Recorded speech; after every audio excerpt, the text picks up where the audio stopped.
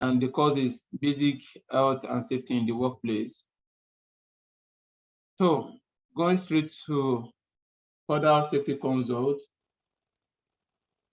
we are into health and safety training. We just handled the training with one of our clients, and it was really a huge success. And we hope to have more trainings for organizations and for individuals too. And part of what we do is to establish health and safety system for organizations to help them to get a safety management system that is working, that helps them to improve their safety culture, improve their productivity, reduce excessive cost from accident, from incident, from every other form of unfavorable conditions that could occur. And we also help in implementing process safety management systems. We also help in site inspection and auditing, site supervision to make sure that the site is in good condition and the likes. We assist in equipment lease and HSE manpower supply and PPE sales and supply. Aside from this, we are also into safety advocacy. We issue various short trainings to individuals and organizations. So back to our chat, I am a KK, God knows, as a HSE officer with 9 years of experience working with contractor in Lafayette. That's beautiful. I love to read and research, love to travel and take time to study human behavior. Very important part of safety, human behavior. I'm glad to be here. Thank you. We appreciate you for coming down here. Elena Ruwitsa said, Namibian, wow, that's beautiful. With SAMTRA certification, registered consultant safety company recently. That is beautiful. It's nice having you here. It's really nice having you here, man. I am Godfrey Bestman. I just finished a contract job in FMN Ibadan as a supervisor. I'm here to tap from the knowledge of others. Okay, connect with others, and also any opportunity for job in the HSE sector. I have 2 years of experience. I've worked with both construction, oil and gas. Yeah, we have a platform where we try as much as possible to assist ourselves in terms of creating opportunities and sharing knowledge. I don't know if you belong to the WhatsApp group with us, but it's nice having you here. Thank you and God bless you. So let's continue with what you're saying. I've introduced myself. I have quite numbers of certifications. Train the trainer, most importantly, to be able to train certified safety trainer to educate us on the health and safety, and the normal GHSC, NEBOSH, level 1, level 2, level 3, IGC 1 to 3. I added process safety management to my profile, and ISO audit 9001, 2001, and 9001.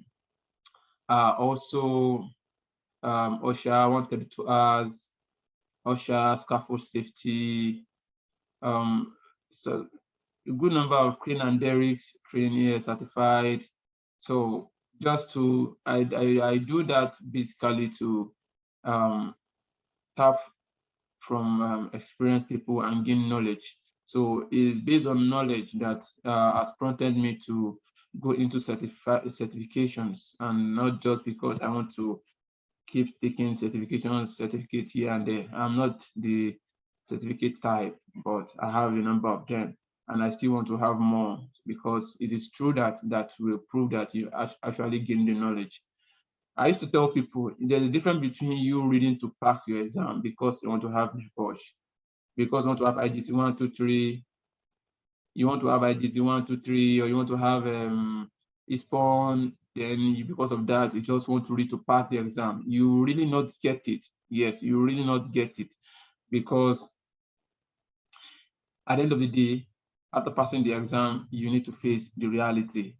But I advise people, when you go for a NEBOSH, put exams in one side, passing the exam, go through the context. I tell people, if you are able to go through the context, through the content of NEBOSH IGC 1, 2, 3, we discussed it last week when we were talking about career opportunities.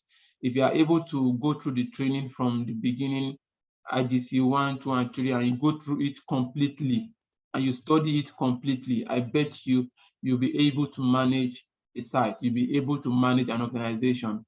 It's not about just reading to practice and I want to have an but no, go through the content, read it from book to from book to cover, how they say it, from front page to the back page, from pali to pali, as I say it locally, from cover to cover. Read it completely. I bet you'll be able to manage a good site. You'll be able to manage a standard organization. Then also it's the ability for you to, if you can go into OSHA training, OSHA 32 hours, it doesn't, you might do that with 0 naira. You don't need to have any money. If you just need the certificate, yeah, you pay for the certificate. But for the training is free, the material is free.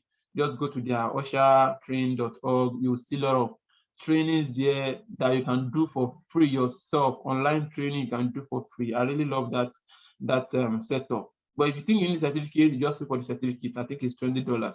So I'm saying this for us to know that seeking knowledge is more important than just obtaining certifications.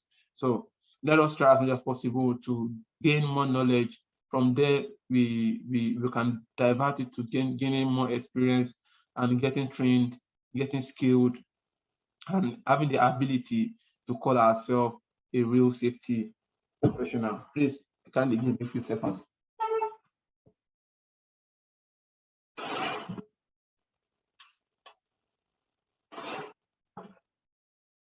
So, going back to our chat, a couple of responses here. Belo Muibudin Mayowa, a graduate and serving corps member. It's nice to have you here.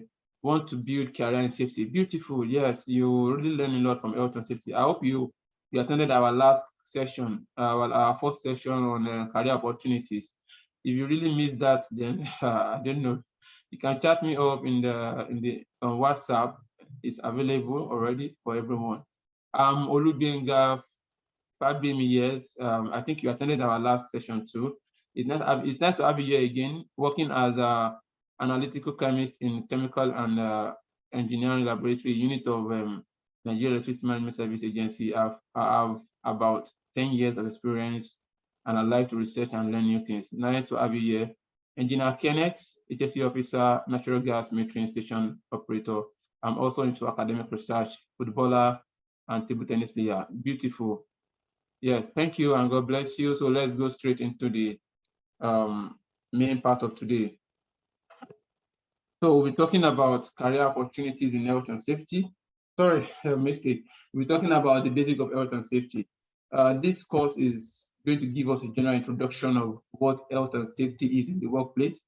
It's going to expose us to the basic concept of health and safety. We are going to describe practical steps that we can take to ensure that we take care of our own safety and the safety of people around us. At the end of this course, we should be able to describe common risks and hazards. They are what we call risks and hazards that are associated to the workplace, not only the workplace, in our environment as a whole. Then identify hazard, hierarchy of safety controls, give hierarchy of safety controls. We have what we call hierarchy of safety controls in health and safety, and identifying control measures to prevent accidents from happening. The basic purpose of health and safety, like I used to tell people, is that we need to give value to organization. Then lastly, understanding the main point of good health and safety performance.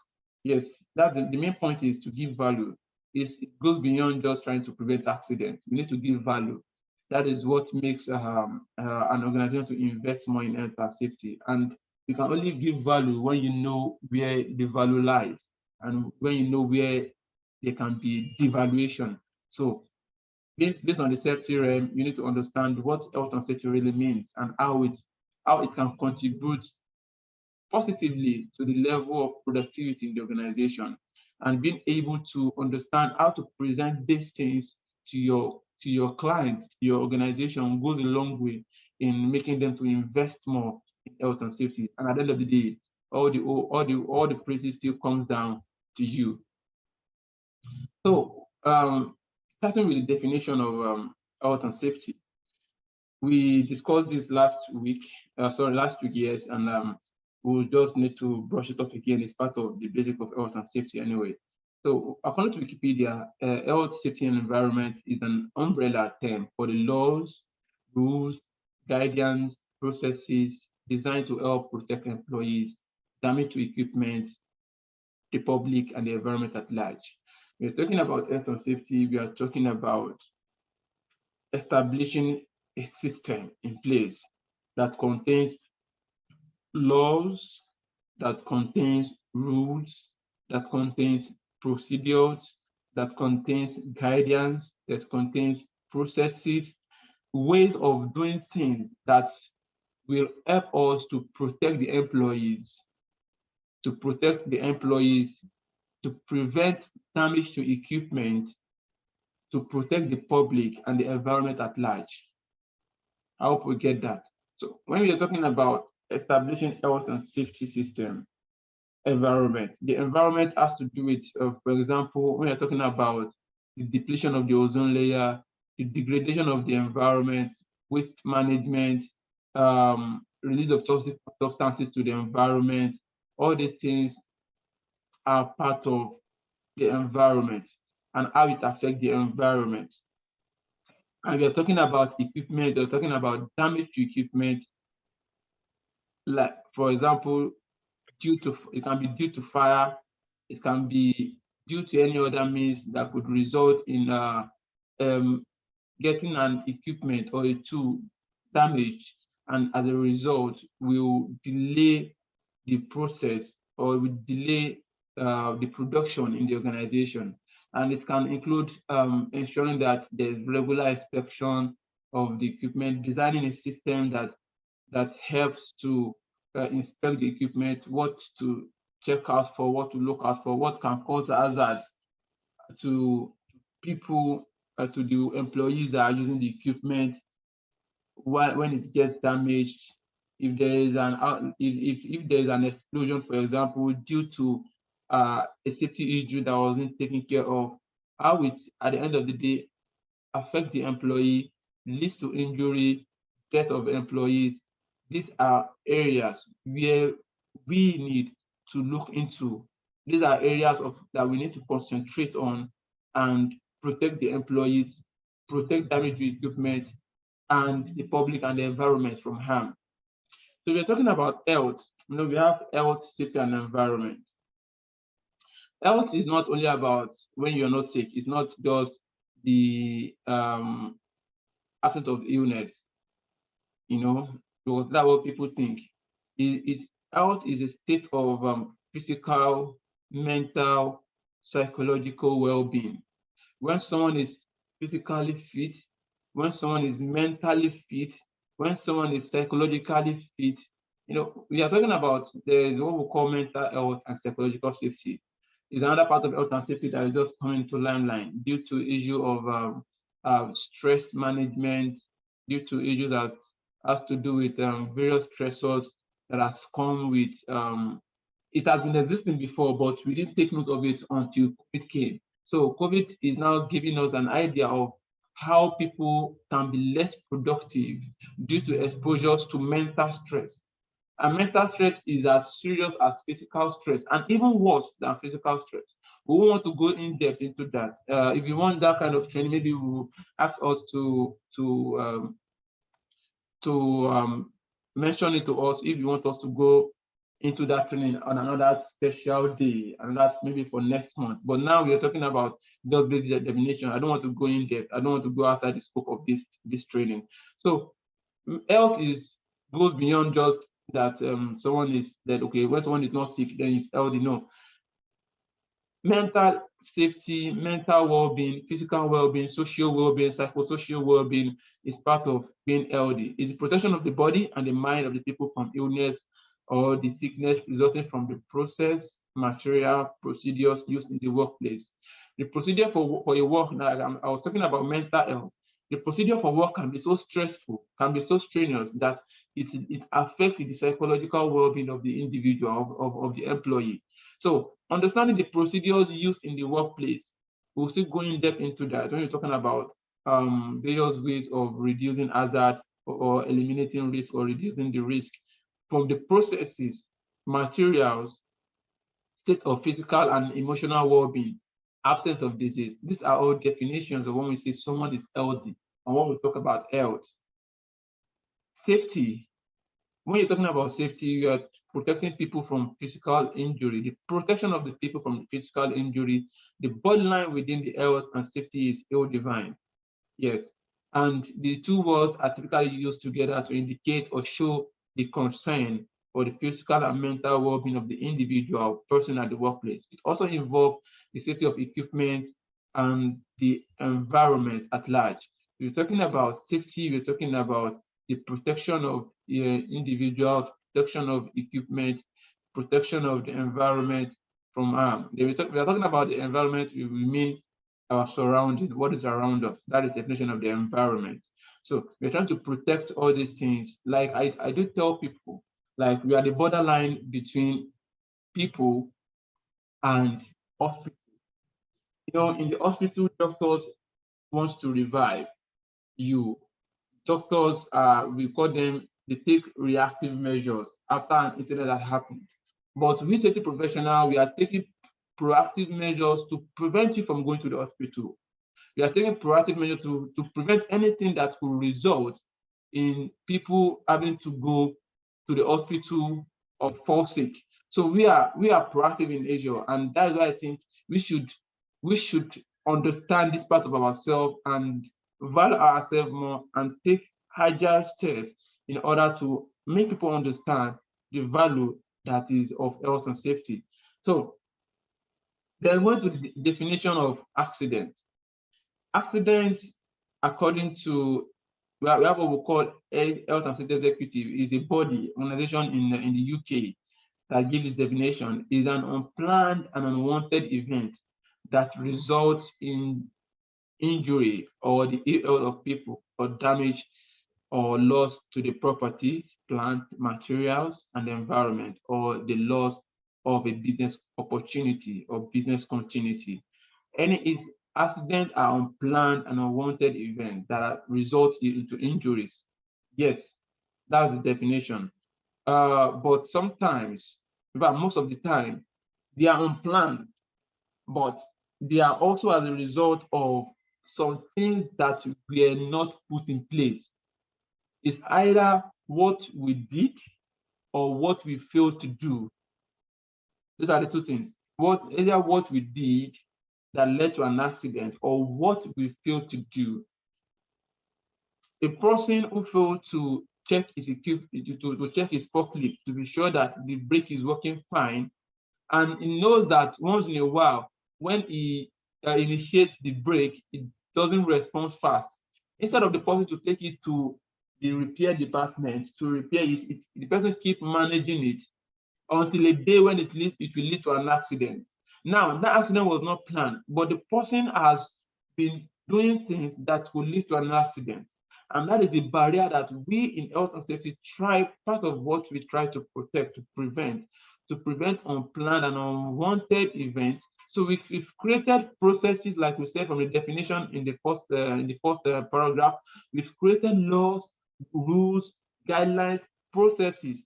We can, as professionals, we are trained to develop them to understand where these risks are, where these hazards are, and how can we eliminate and reduce them in order not to affect business opportunity, business continuity.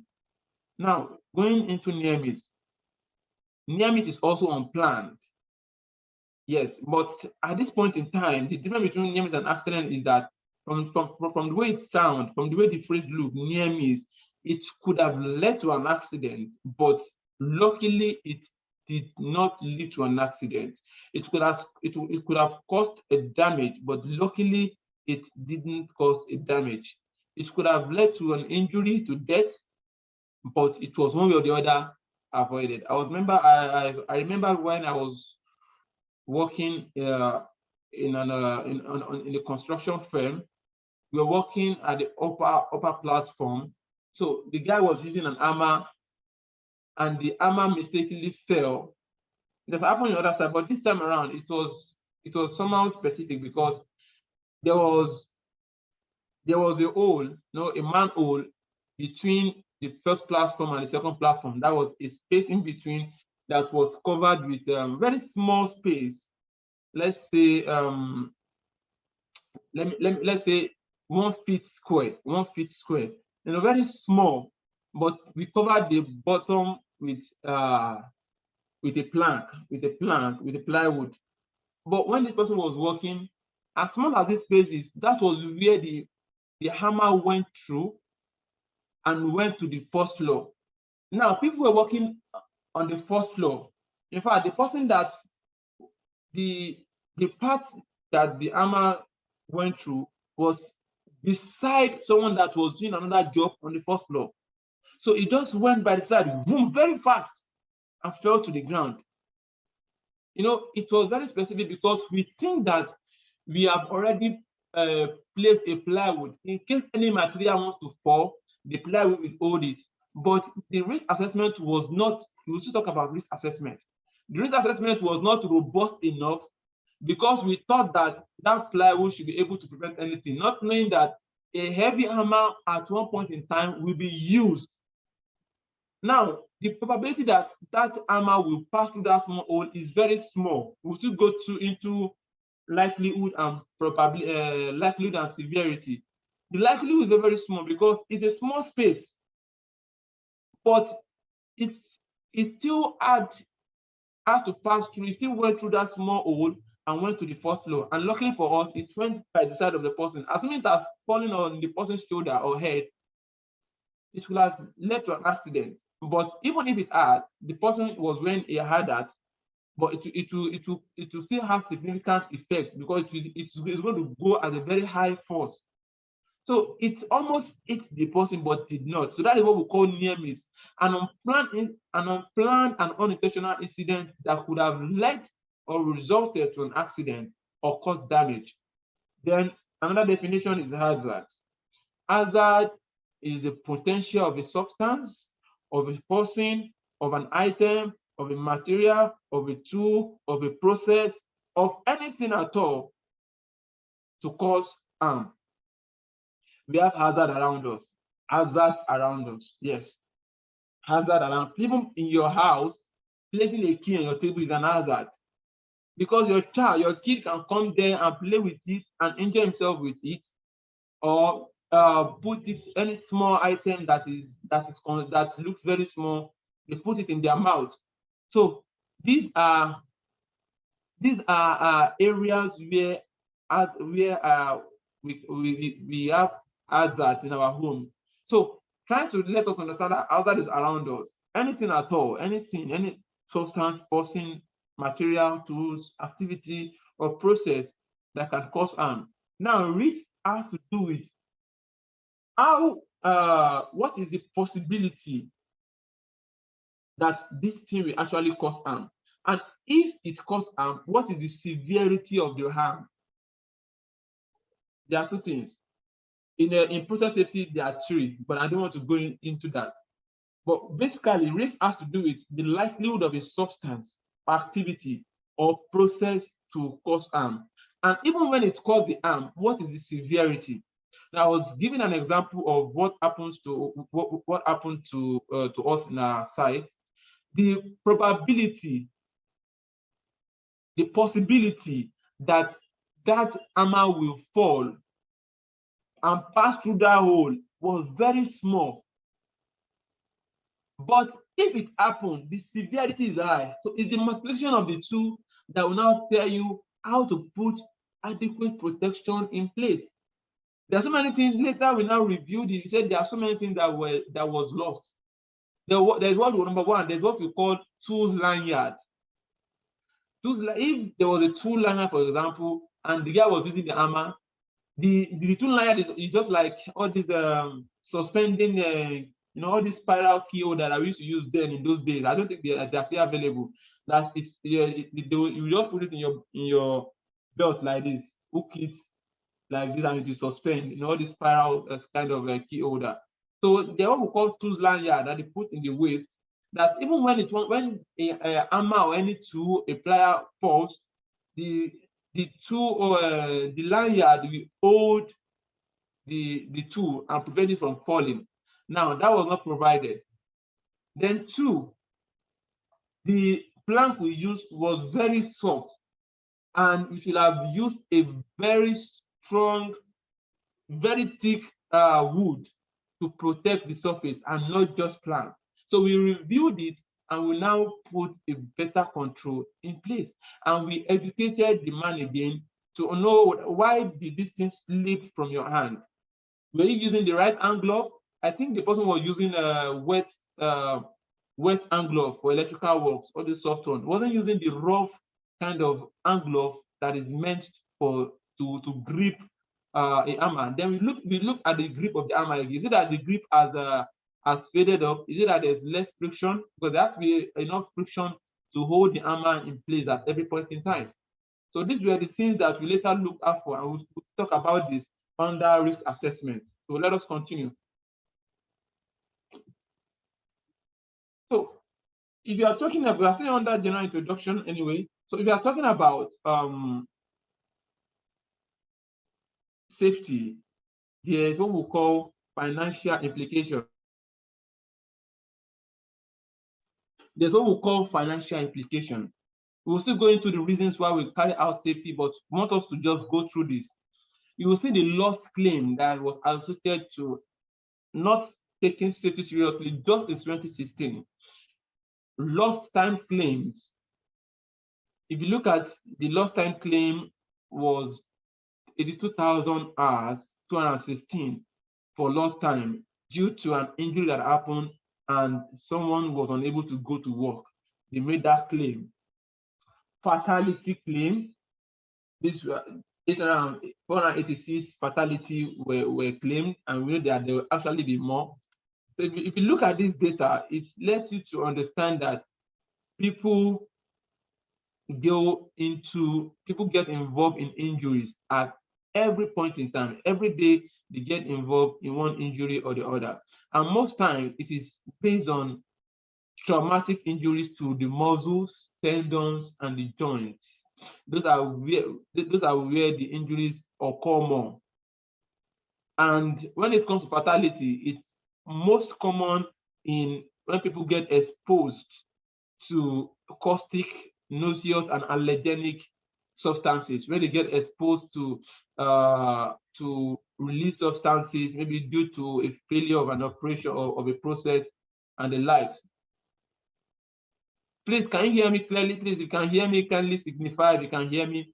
I just got a message that my audio has been lost. Please, if you can hear me clearly, please kindly signify that you can hear me so I can continue.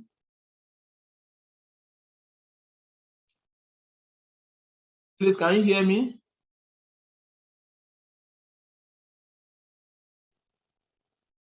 Abayami Christian, please kindly unmute yourself and speak out. Yes, we can hear you. Yes, I can hear you. Okay.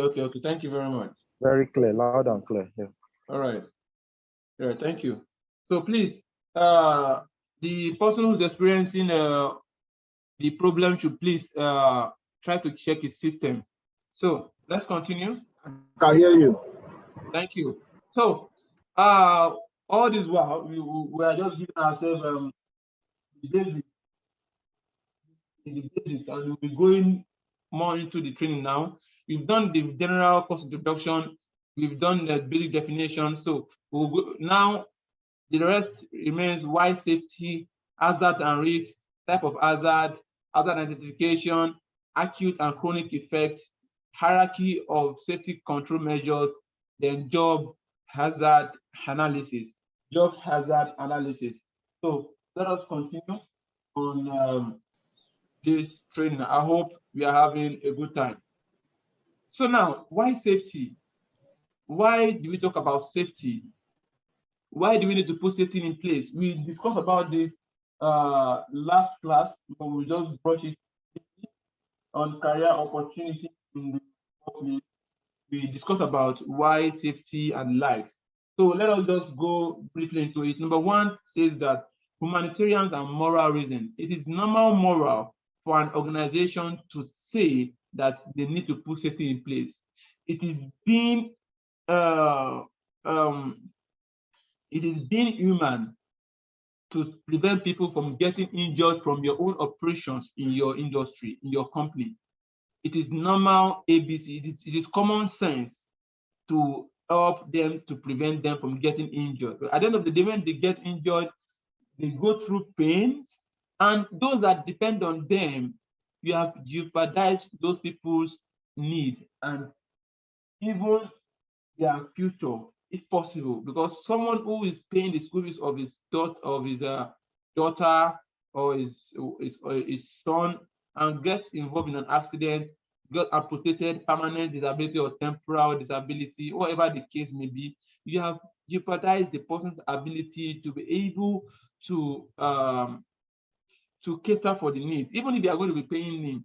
The person who is complete and fit will be able to have a projection in next 4, 5, 10, 15 years and can become a millionaire, billionaire very soon in few years to come because he's still active and working. But when you do this and the person only rely on what you give him every month, you have jeopardized the person's future. So it is normal moral to put safety in place. That is humanitarian and moral. Then economic reason, it comes under cost. It is safe, it is less expensive to put safety in place. The cost of safety is lesser than the cost of not putting safety in place. Let me give you an example. I do make this example. Let's say for you are in the construction industry, someone fell from height, and immediately the person falls from height. So many things is involved. For that particular day, you are going to lose hours of work. People are not going to work again for that particular day. Your workers, there will be reduction in morale. Morale is what is needed to improve productivity. They'll be less productive, they'll be sluggish, they'll be inactive, at least for the next 3, 4, 5 days, even if they are going to work the next day. But most times, if it leads to fatality, definitely they're not going to work because they might shut down your company and you're going to lose millions of naira. Even if there was no fatality and it was just an injury, maybe the person lost consciousness, you rush the person to the hospital, you pay for the hospital bills, for the medical bills, you even pay the person his salary, his wages while in the hospital. These are costs that are associated to it. You pay compensation, you pay for the injury, you compensate the family. So many costs that are associated. Even if you insure them, there are some costs that are not insured, that like the time lost cannot be insured. Then your client will lose, what was it called? You lose your reputation in the presence of clients. Companies will not be able to engage you, and you lose money. But this accident that happened was from ice. It could have been prevented if something as simple as a body harness and a proper scaffold, a proper ladder was provided. A body harness maybe will cost like 20,000, I don't know.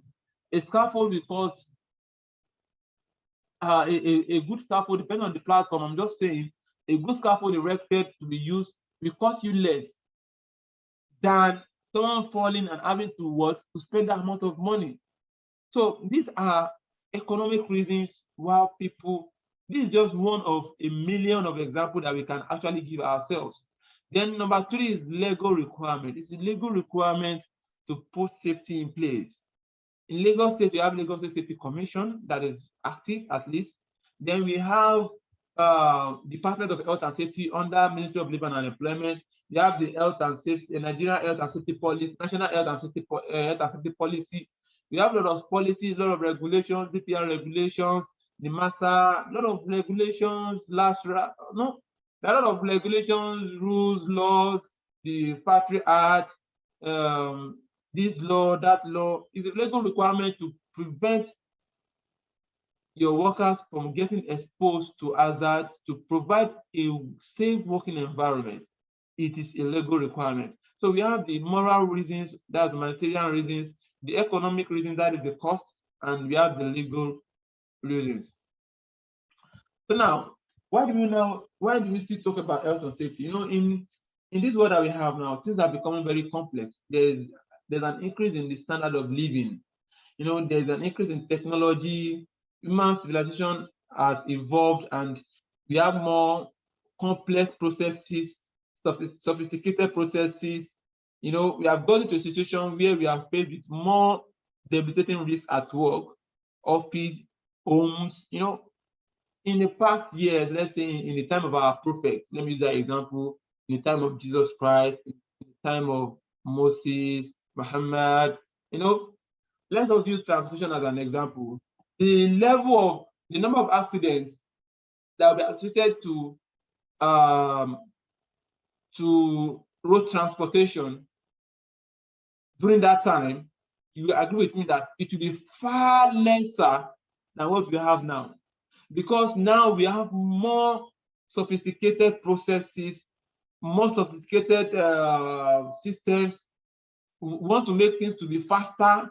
We want to make things to be faster. I want to remove the factor of time. We want to reduce time as much as possible that we spend. We want to make things to go faster. We want to improve technology. All these things are led towards to us getting involved in greater risk and greater hazards. That is why we keep bringing new rules, new safety laws, safety processes in place.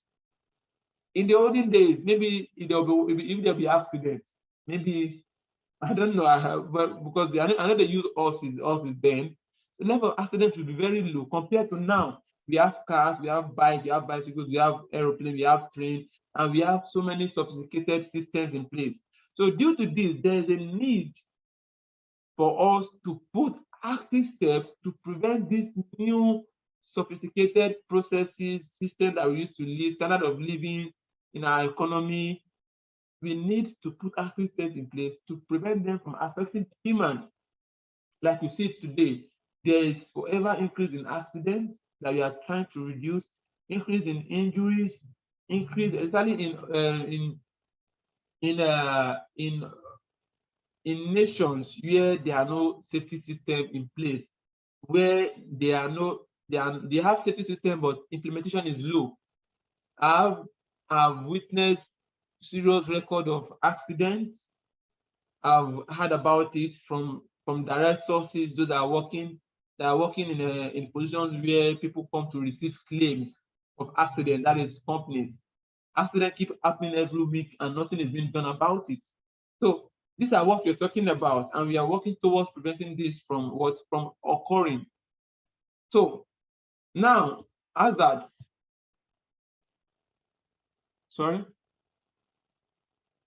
Hazard and risk.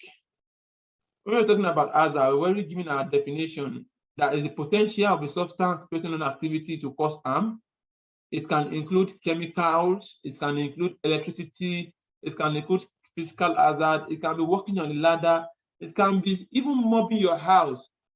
A wet floor on a tile and you're mopping and you didn't tell your kids not to come, and your kids were just coming suddenly to come and meet you and they were running, and that is it. They fell down. Or in the kitchen, wet floor, due to the kind of activity that takes place in the kitchen, there's always wet work happening around there. And because of poor safety system, waters are being left without cleaning them. In our organizations, there are a lot of them like that. So hazard can come from so many areas. Like we said, we have hazard everywhere around us. So risk now talks about the likelihood of a substance to cause harm and its severity. One thing is the likelihood, okay, this thing can cause harm. Then the severity of the harm is another thing to talk about. Risk can be reduced and overcome, and hazards can be controlled.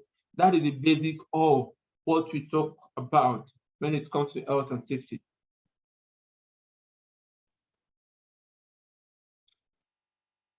If you attended our last class, our last section on career opportunities, you really appreciate the aspect of how we can utilize health and safety in so many sectors. Health and safety goes deep into so many sectors, so many industries. Health and safety is applicable. So because hazard and risk are everywhere, and we'll also talk about it more and more. So we need to understand the difference between hazard and risk. Hazard is something that has the potential to harm you. Then risk is, okay, this is the thing that can harm you. The likelihood and the severity of the harm. Now, it is essential to differentiate between hazards and risk. The two terms are used, are often confused, and activities such as construction site are often called high risk when they are high hazard. So there's this confusion when it comes to understanding what hazard and risk.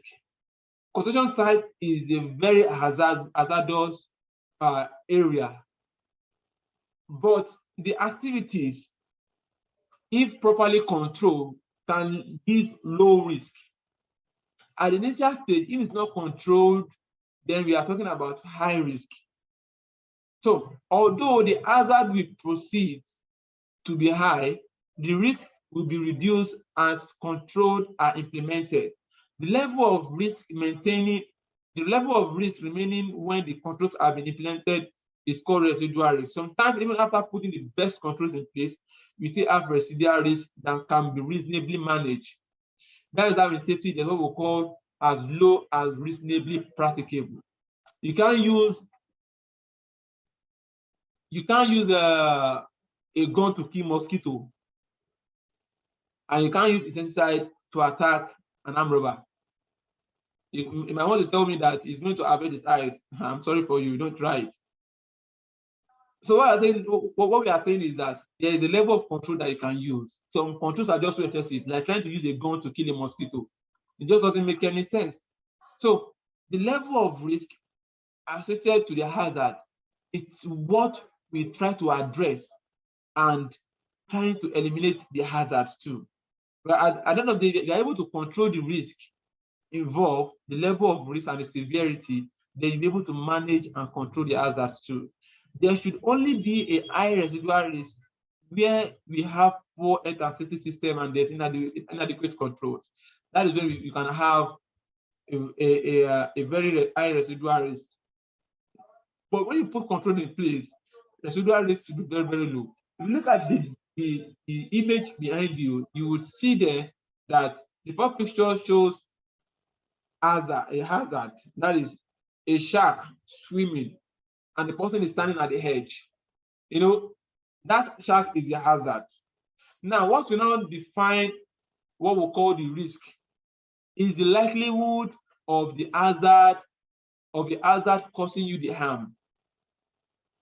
So when the person now decides to swim where the shark is, then the person is already increasing the level of what? The level of risk.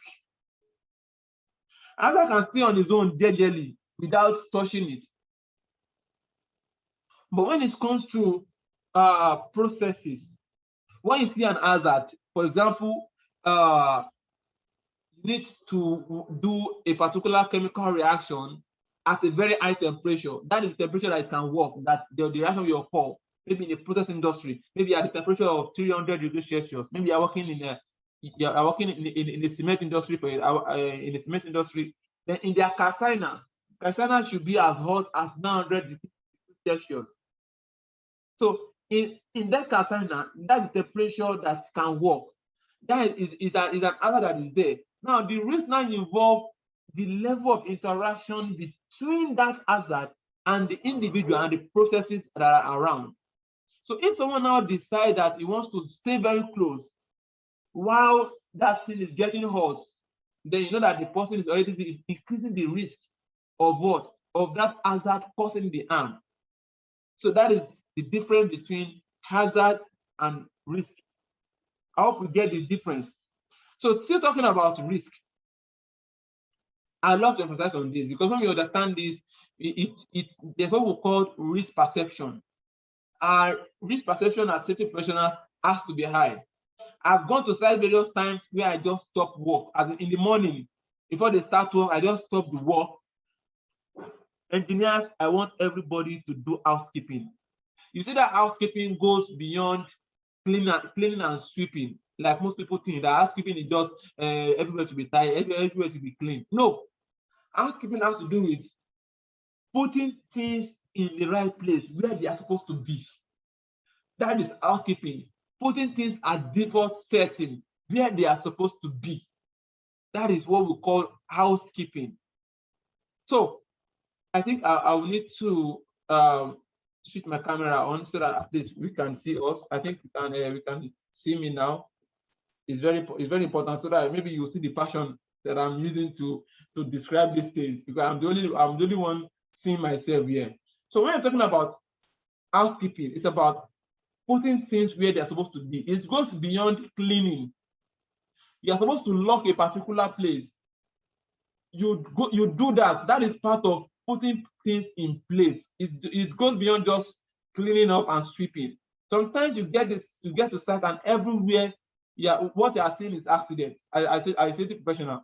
We are just seeing accident everywhere. Though there's no accident, but because of your risk perception that is very high, meanwhile, it should not be unreasonably high. Like we said, you can't use a gun to kill a mosquito. You just end up wasting your time. So risk and possibilities. The level of risk is a product of the likelihood that a person may be harmed or suffer adverse health effects if exposed to the hazard. The person may be harmed or suffer adverse health effects if exposed to the hazard, and its severity. How severe can it be? It can also be applied to the possibility of an equipment getting damaged or an environment being harmed and the severity. You can apply these things to so many aspects of health and safety.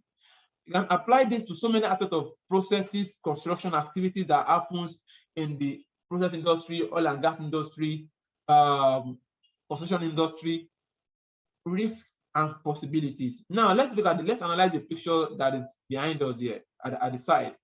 If you look at the first picture, the goal is the person not to fall inside that trench or excavation, as the case may be. The goal is not to fall inside. So now, if you look at the first picture, you will see that there is high possibility that the person will fall inside. Am I correct? Because there's no way it can fly to the other side. There's high probability. You can call it probability. You can call it possibility. You can call it likelihood. It still means the same thing. Now, the probability that the person will fall inside is very high.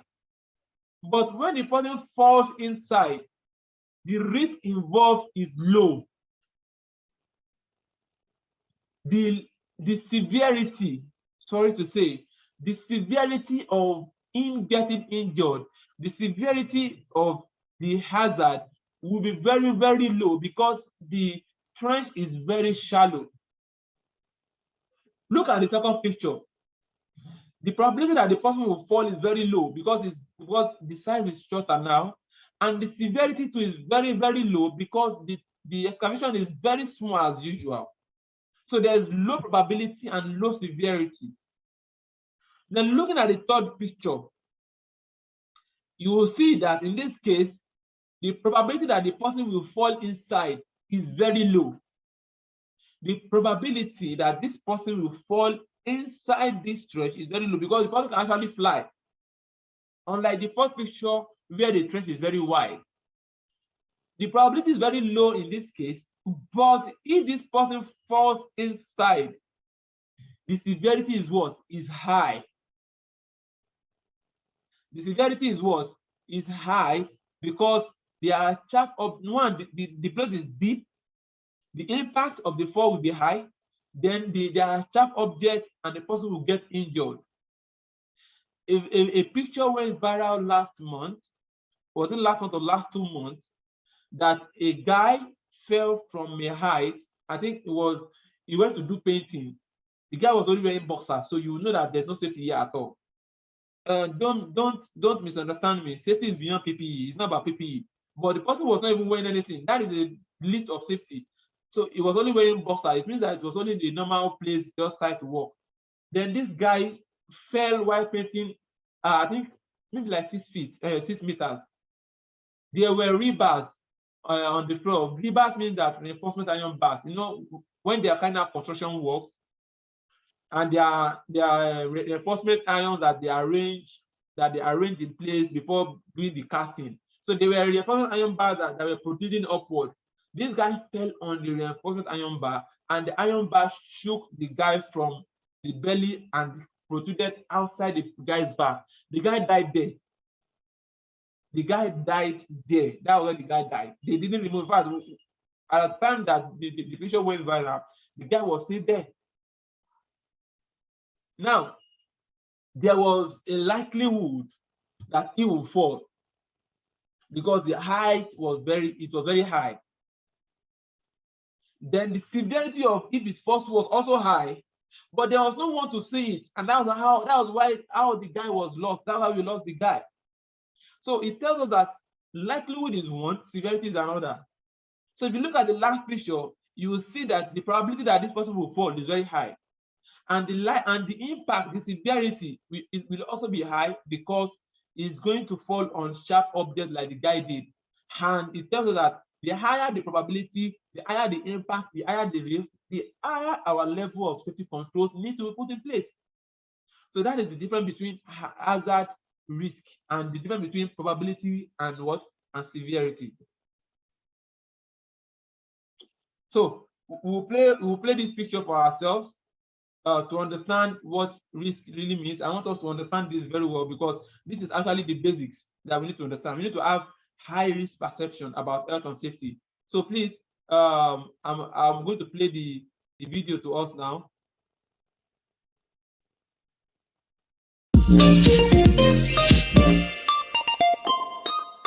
Hello and welcome.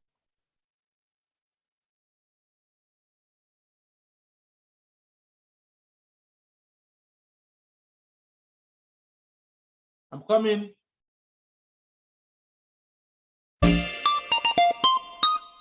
Hello and welcome to this video on risk. We're going to have a look at what risk is and take a look at how to use a risk matrix. First of all, what is risk? Now, if you think about it, life is full of risks. From the time we wake up to the time we go to sleep, and even in between.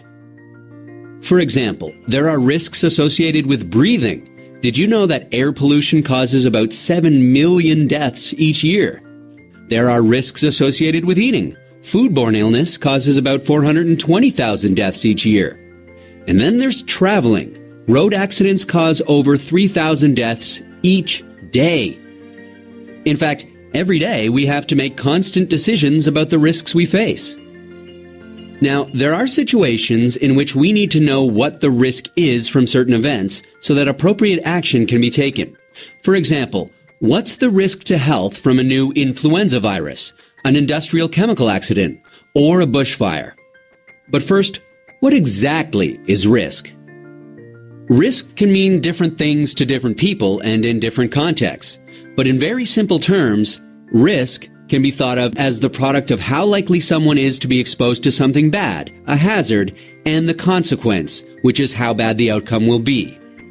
Let's have a look at an example. Say you have to cross a road, and you're trying to figure out what the risk associated with this is. Let's take a look at some different scenarios. In the first scenario, our hazard is a bicycle. Let's assume there are only bicycles allowed on this road. Let's also assume that the road is not that busy and there's only one bicycle every 5 minutes on that road. Now, because bicycles don't go on that road very often, the likelihood of the bicycle crashing into you is low, right?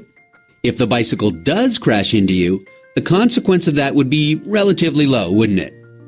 So in this scenario, the likelihood and the consequence are both low.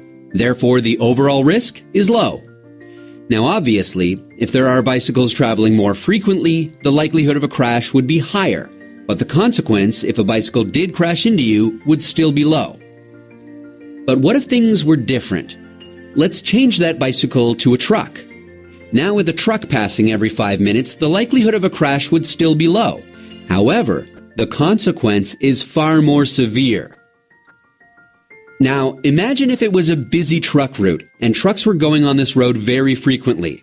In this scenario, both the likelihood of a crash and the consequence will be high, which means that the overall risk would be high. You wouldn't even consider crossing this road, right? A simple way of visualizing this and figuring out the overall level of risk is by using a risk matrix. In a risk matrix, information about consequence and likelihood can be used to determine the overall level of risk. Let's have a look at a simple risk matrix. A risk matrix is basically a table or grid with a measure of likelihood on one side and consequence on the other, graded from low to high. The combination of the two, which is the overall level of risk, can be categorized as low, medium, or high and color-coded. So let's get back to our example. In the scenario in which there are bikes traveling very infrequently, the likelihood is low and the consequence is low. Therefore, the overall risk is low. When there are more bikes, the likelihood is high, but the consequence is still low, and therefore the overall risk is medium. Let's consider the truck now. In the scenario where trucks are infrequent, the likelihood of a crash is low, but the consequence is high. The overall risk is medium.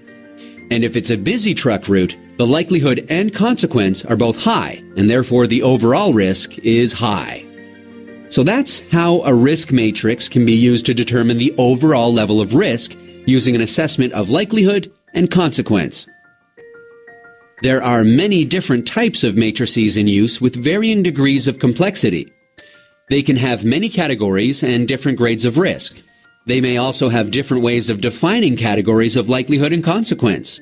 For example, a high likelihood may mean that it's expected to occur in most circumstances, and a low likelihood may mean that it may occur only very rarely, such as once in 100 years. With consequence, a high consequence may mean multiple deaths, and a low consequence may mean only minor injuries. So, the risk matrix and the categories that are used can vary, and therefore should be relevant to the situation and context in which the risk assessment is done. Regardless of this, risk matrices follow the same principle. Although risk matrices have their limitations, such as being subjective, not being consistently interpreted, and not taking time frames into consideration, they are a useful and practical tool to categorize risk. And that's an introduction to risk and how to use and interpret a risk matrix.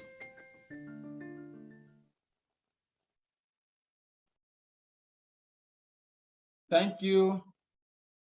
I hope you enjoyed and understood the video. So let's continue I think it will be advisable that by 1:30 we go for a break, but if you still want us to continue, it's no problem. So from there, we'll continue with type of hazards in the workplace. There are various methods that have been used to categorize hazards in the workplace. There are various methods. So when you see this and you see other method or other categorization, just don't get scared. It still boils down to understanding what it entails. So a safety hazard is the most common type of hazard that is always present in the construction site. Always very present. You always see safety hazards in the construction site. It includes unsafe working conditions that can cause injuries, illness, or death. We have basic type of safety hazards. We call them safety hazards because they are very common in the workplace and it could lead to injuries, illness, or death, as the case may be. So let us continue. Number one, we have spills on floors or tripping hazard. Those are, we call them slip, trip, or fall hazard. We call them slip, trip, or fall hazard. Slip, trip, and fall hazard, as the case may be. So such as block issues or cord running across the floor or wet floors, anything that can cause you to slip, SLIP, or to trip on the floor or fall on the floor, is called slip, trip, and fall hazard. We have working at heights, including working on ladders, working on scaffold, working on the roof, or any area, any raised work area. Working on a platform that is higher than the normal ground level.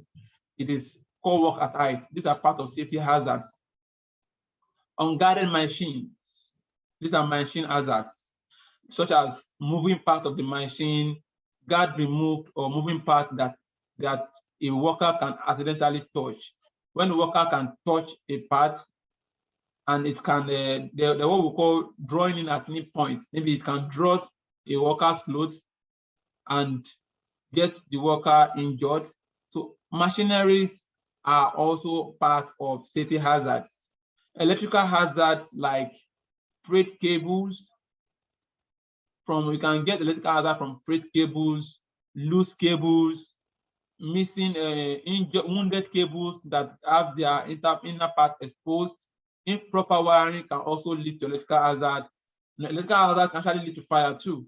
When there's an excess when there's release of excess heat, it can come from too much resistance. Maybe there's resistance to the flow of current and it leads to heat generated, and the heat builds up in a place, it can lead to fire. When it gets to what we call the threshold level that can conveniently combine the heat together with the electricity, with the fuel and oxygen available in the environment. So electricity can also lead to fire hazard. There can be excess current inflow and can lead to explosion. So these are part of electrical hazard that we take care of. Or when there's improper grounding or earthing of electrical equipment, it can lead to electrical shock. Then confined space too is also an example of safety hazards. Working in a confined space with limited access, and there's a change in there's a difference in the condition of the space. Unlike if you are in the environment, there's limited oxygen, and it contains some other chemicals or substances that could affect the respiratory system of the individual, and it can cause dizziness, or it can cause the person to collapse, as the case may be. So then machine-related hazards such as lockout, tagout, and then forklifts, boiler safety, and the likes. These are examples of safety hazards.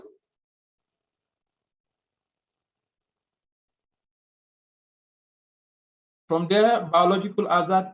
Now, when we talk about biological hazard, it's not supposed to be strange to us again, because we've had so many stories, so many experiences now, starting from the issue of HIV to the issue of Ebola, to the issue of coronavirus, monkey. There's a new one now, monkeypox, or what they call it.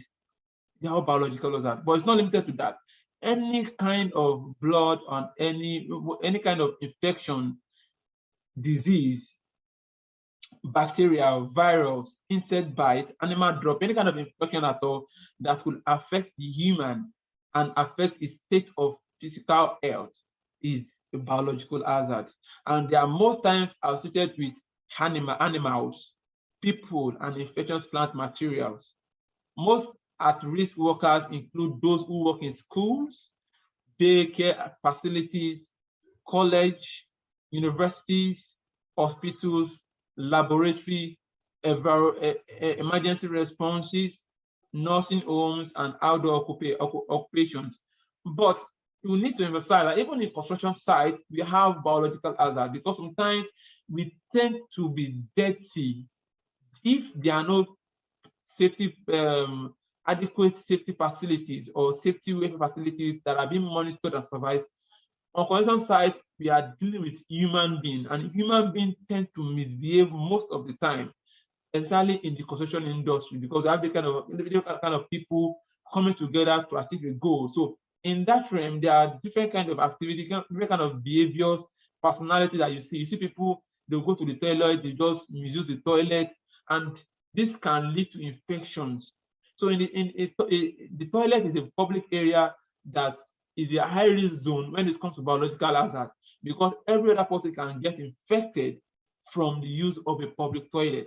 So construction sites should also be part of these areas where biological hazard should also be taken into play. It's not only about the physical, because in construction sites, we're only concerned most about the physical hazard, about the safety hazard. We ignore some other parts that can also, because if one person is infected in construction site, it affects everybody automatically, because everybody is working together in the construction site.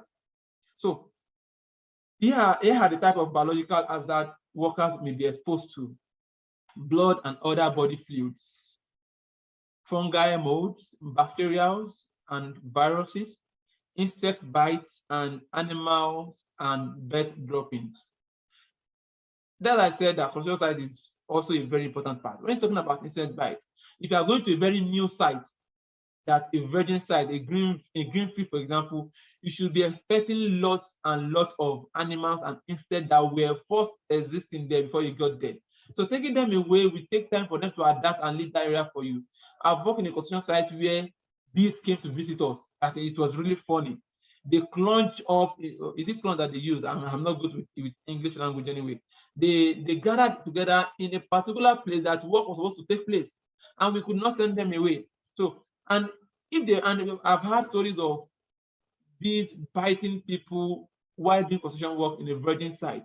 So, understanding biological hazards from the area of construction site will make you to understand that we have a lot to do when it comes to construction safety, and it's not only about taking care of the safety hazards or the physical hazard. Biological hazard to also need to be taken care of. Same thing applies to chemical hazard. We use a lot of chemicals in the construction site. The reason why I'm talking about construction site is, construction site has this concentration of work activities at a point in time. When you're talking about oil and gas, manufacturing, press industries, is a continuous process that you repeat every day most of the time, unless there's a maintenance work to be taking place. But construction site, different activity takes place simultaneously with different people at every point in time. So it's always very good to use that analysis. So chemical hazards can, apart from construction sites, even in the oil and gas industries, we are in the manufacturing industries, for example, very important. There is always issues of chemical release or chemical workers getting exposed to chemicals that are being used for production. In the construction side, I use caustic soda, for example, or in the paint industries, or in industries that produces ink, that produce solvent. They use various chemicals. Even in normal construction, sorry. Even in normal industries like manufacturing, FMCG, they still use chemicals like caustic soda to clean their vessels, their reactors, to clean them and to make them available for every other process that want to take place. So chemicals are present in most industries, and there's a need for them to understand how to manage these chemicals in order to prevent their workers from getting exposed to them. So chemicals are present when a worker is exposed to a chemical preparation in the workplace in the form of solid. It can be solid. It can be solid, like I think an hydrous sodium something. Sorry, I studied chemical engineering, but God help me with chemical engineering now. All that's in my head now is safety. But I think an hydroid sulfide, an hydroid. I'm saying an Android. don't mind me. I'm just looking around. So we have solid like sodium chloride that are solid in nature. When you have it concentrated, we have liquid like HCl acid that is liquid, and you have the gaseous form of acid, which is hydrochloric acid. Yes, we have hydrochloric acid as liquid. We have hydrogen chloride. Hydrogen chloride as in its gaseous form. There are a lot of gases like that are in their gaseous form that can be very, very, very, very dangerous. Chemicals can be safer to others, but to some sensitive workers, even the most common solutions can cause irritation because our level of sensitivity is different. Even as same as it applies to electricity, the level of body resistance to electricity is different. So same thing applies to chemicals too. People can be very sensitive to chemicals, even that can cause them illness, skin irritation, and breathing problems. And sometimes, even in our homes, domestically, our homes, some people tend to get themselves exposed to toxic chemicals because they want to achieve some goals. I read the story some time ago, and it still happens to today. Even we still do it, which is very bad, but we believe that it is normal. Our mothers, our sisters, because they want to clean the kitchen or the toilet or the bathroom, they want to keep it clean and sparkling. They would mix toilet cleaner and hypochlorite together. The common hypo. They tend to mix bleaching agent and normal toilet cleaner. They tend to mix them together. And when you mix these two chemicals together, they bring out toxic fumes that when you inhale them, it affects your lungs. But people don't know. Some people feel it, but they try to close it down and tell you not to go there. So this has caused some people to lose concentration, to lose their breathing, and it has led to some people becoming ulcer patients. So they can be, a chemical can be on its own, might have less harm, less risk. But when you combine them together with some other chemicals, I've watched a lot of stories, a lot of videos of improper reaction. I think there's this Bhopal accident that happened in India, I think so, that there was a reaction of water and a particular chemical that should not react, and it led to toxic release that killed so many people. I don't know if you're aware of that very accident. If I'm correct, if it's Bhopal accident, can it signify? It tells us that chemical safety is also very important, and we need to know how to effectively manage chemical safety. Then workers should be aware of the following chemicals hazard in the workplace, like liquid, just like cleaning product, paint, acid, solvent, especially if chemicals are unlabeled. These are control measures. Labeling the container falls under administrative control. We're still going to talk about that too. So another one is vapors and fumes that comes from welding or exposure to solvents.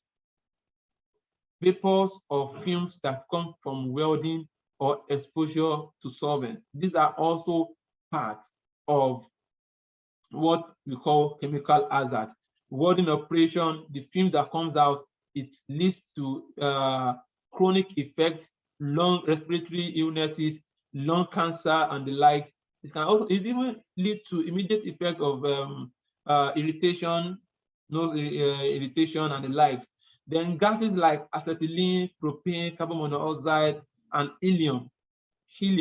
Even normal carbon dioxide, if it's excessive, if you are in an area where they are transferring CO2 to maybe from where they brought it from the truck that brought it, they are transferring it.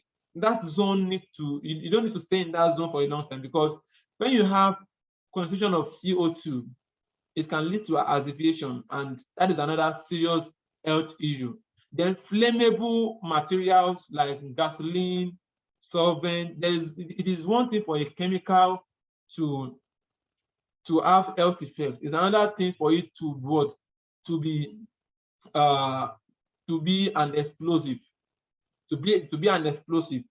It's another thing for it to be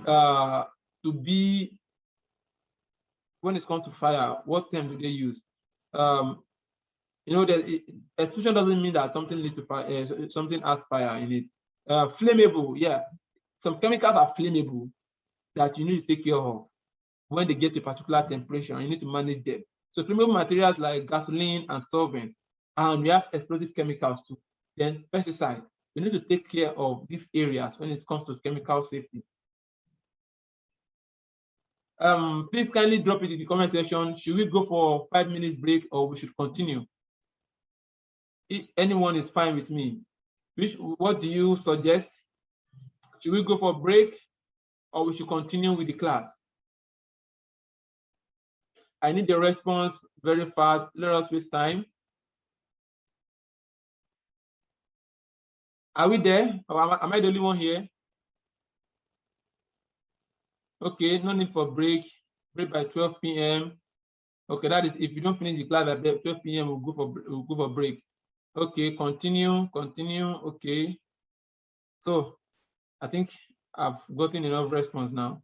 So now let's go to ergonomic hazards. Ergonomic hazard, when you talk about economics has to do with the relationship between I'm coming. Okay, we are with you.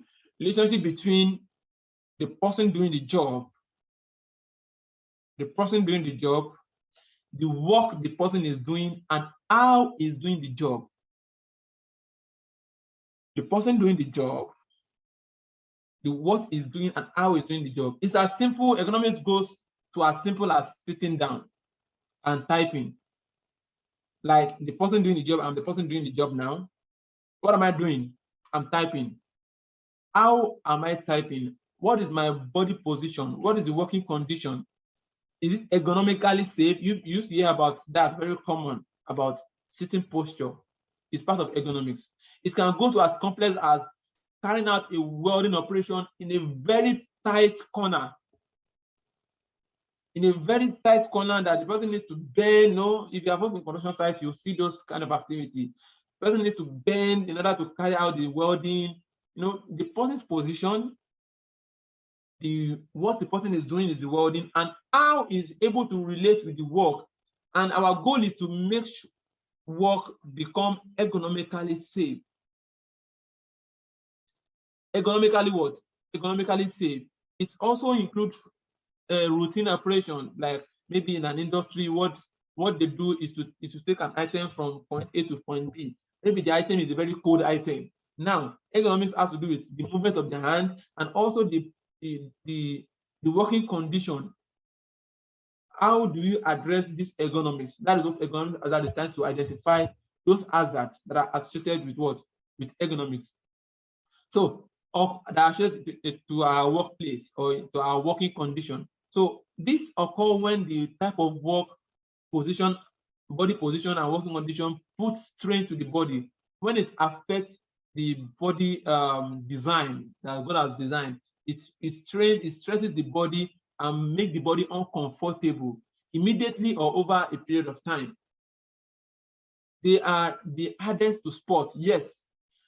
Since you don't immediately notice the strain on the body, they are very hard to spot. They are the hardest to spot. It is only a situation that will say that, no, I don't like the way you are working. This way you are working is not economically safe. You need to provide a platform like someone is trying to nail an item, to nail an item to a wall, and the wall is far ahead of him, and he has to stretch himself, his hand, in order to do the job. It's not economically safe. Why can't we create the platform where it will be more comfortable for him? That is just the basis of economic hazards. So you don't always immediately notice it, and the harm that this hazard exposed, you won't feel it immediately, but with time, you start seeing the effect of improper body posture. I once advised a guy, the guy is a welder, you know, there's this welding machine that they carry. So the guy every morning used to carry this welding machine from point A to a very far place, to the site. You know, every day they take the machine to their store, then they go to the site, you know, every day. And with time, you know, the machine is very, very heavy. I think the machine should be weighing nothing less than 20 kg, if I'm not mistaken, 20 to 30 kg. Very heavy. And this guy carried this thing every day. He got to a time, you know, the guy carried it on one shoulder. So it got to a time, on a normal day, the guy started bending to work. The guy started bending. I noticed it, and I had to tell him that, Oga, you're already bending because of what you carry. Why stressing yourself? You are a welder.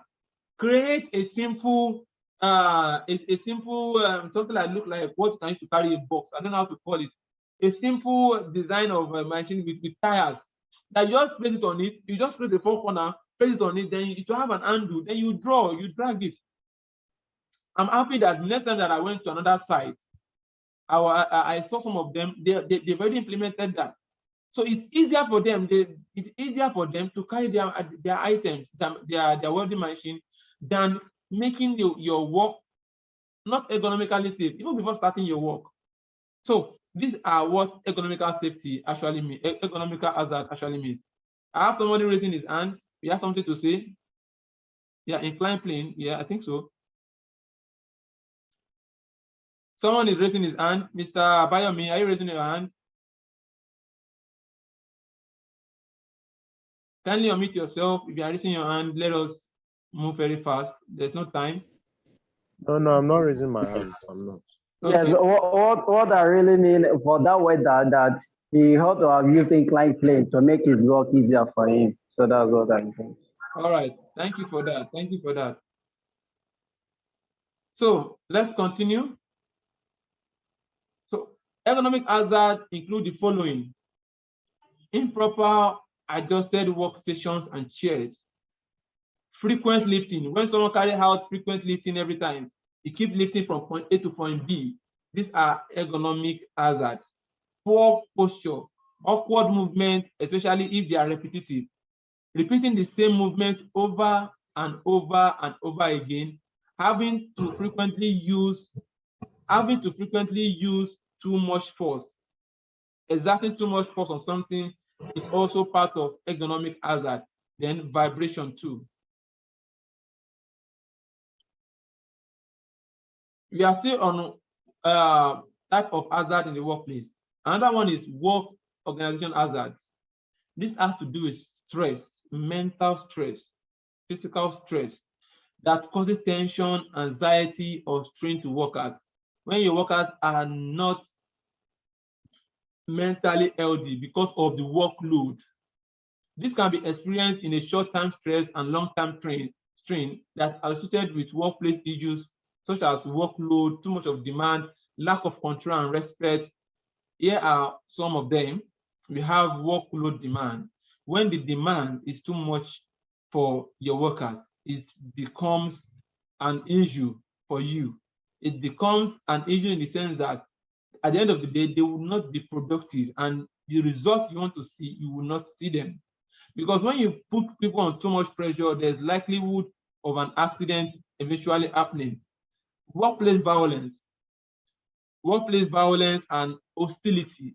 Hostility too is another area of health and safety. When you make people feel hostile due to a harassment of any form, these are the areas that we also need to look into when it comes to mental health. It's part of health and safety now. You'll be surprised that you might be hearing this for the first time. This is part of health and safety because human behavior tends to come up in our working environment. And because of different personality, different behaviors, and personality disorder and personality behaviors, there are issues that have to do with hostility that comes into play, such as bullying, harassment, insults, and the likes, and this leads to violence. And when there's violence, then the workplace is unsafe. So you need to address all these too.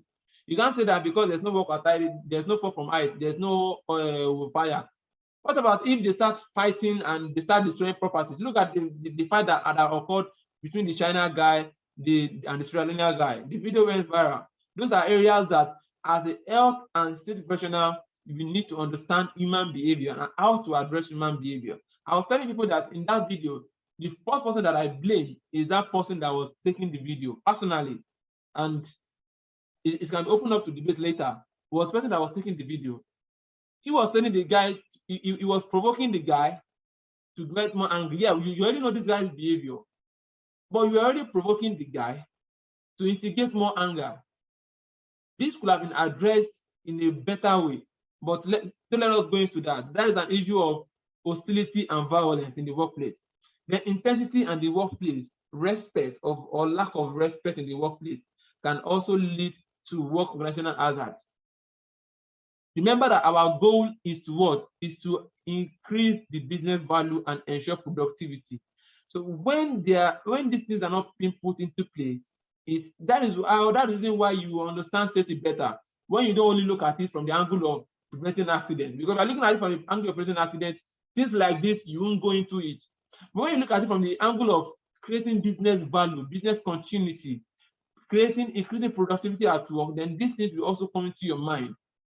Because when there is unity, when there is social support, when there is good relationship in the workplace, when we understand our various behaviors and we create a platform that there's good safety culture where everybody feel responsible, where everybody feel that yes, there's a duty of care in this organization, when everybody comes together to achieve a common goal, it makes work flow. And when work flows smoothly, when we are conscious of ourselves and the safety of others, then there'll be high productivity in the workplace. So it goes beyond just preventing accidents. Safety has taken a new dimension. And the other dimension that I will just mention, well, we might talk about it later, is the dimension of data, safety data, OSH data, safety analysis, data analysis to discover trends and patterns. These are other areas of health and safety that we need to tap into. So another one that we're talking about now is physical hazard. Physical hazard are factors within the environment like excessive noise, too much temperature, radiation, including ionization and non-ionizing radiations, microwave, prolonged exposure to sunlight and ultraviolet rays. These are also part of physical hazard. And one thing about this is that you don't need to touch it before it affects you. Such as loud noise. You can't touch noise, but it is there. Radiation, you can't touch it before it affects you, but it is there. You can't touch the sun, but the exposure to sunlight is also there. So these are part of physical hazards. So from there, we've mentioned all the type of hazard that we can mention. We'll be going straight down to hazard identification.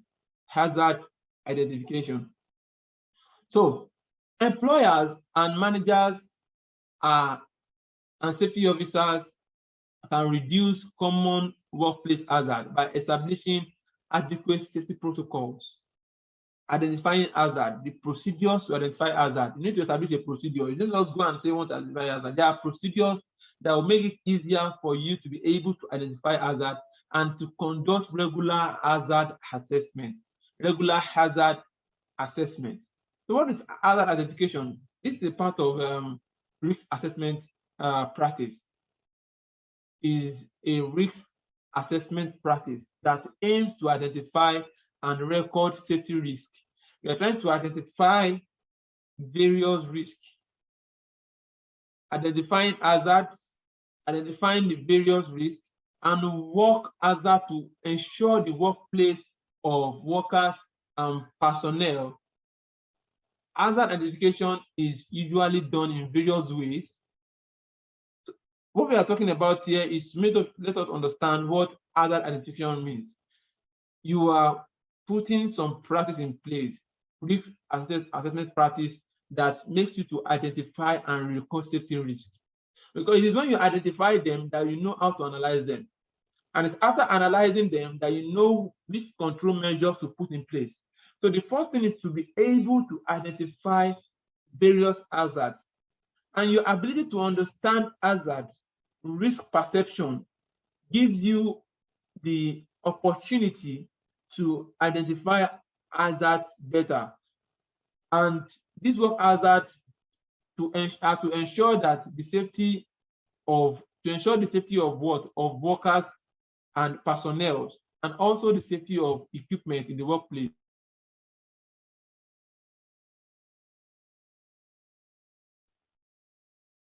And also the safety of equipment in the workplace. So how do we do this? When do we carry out these hazard identification?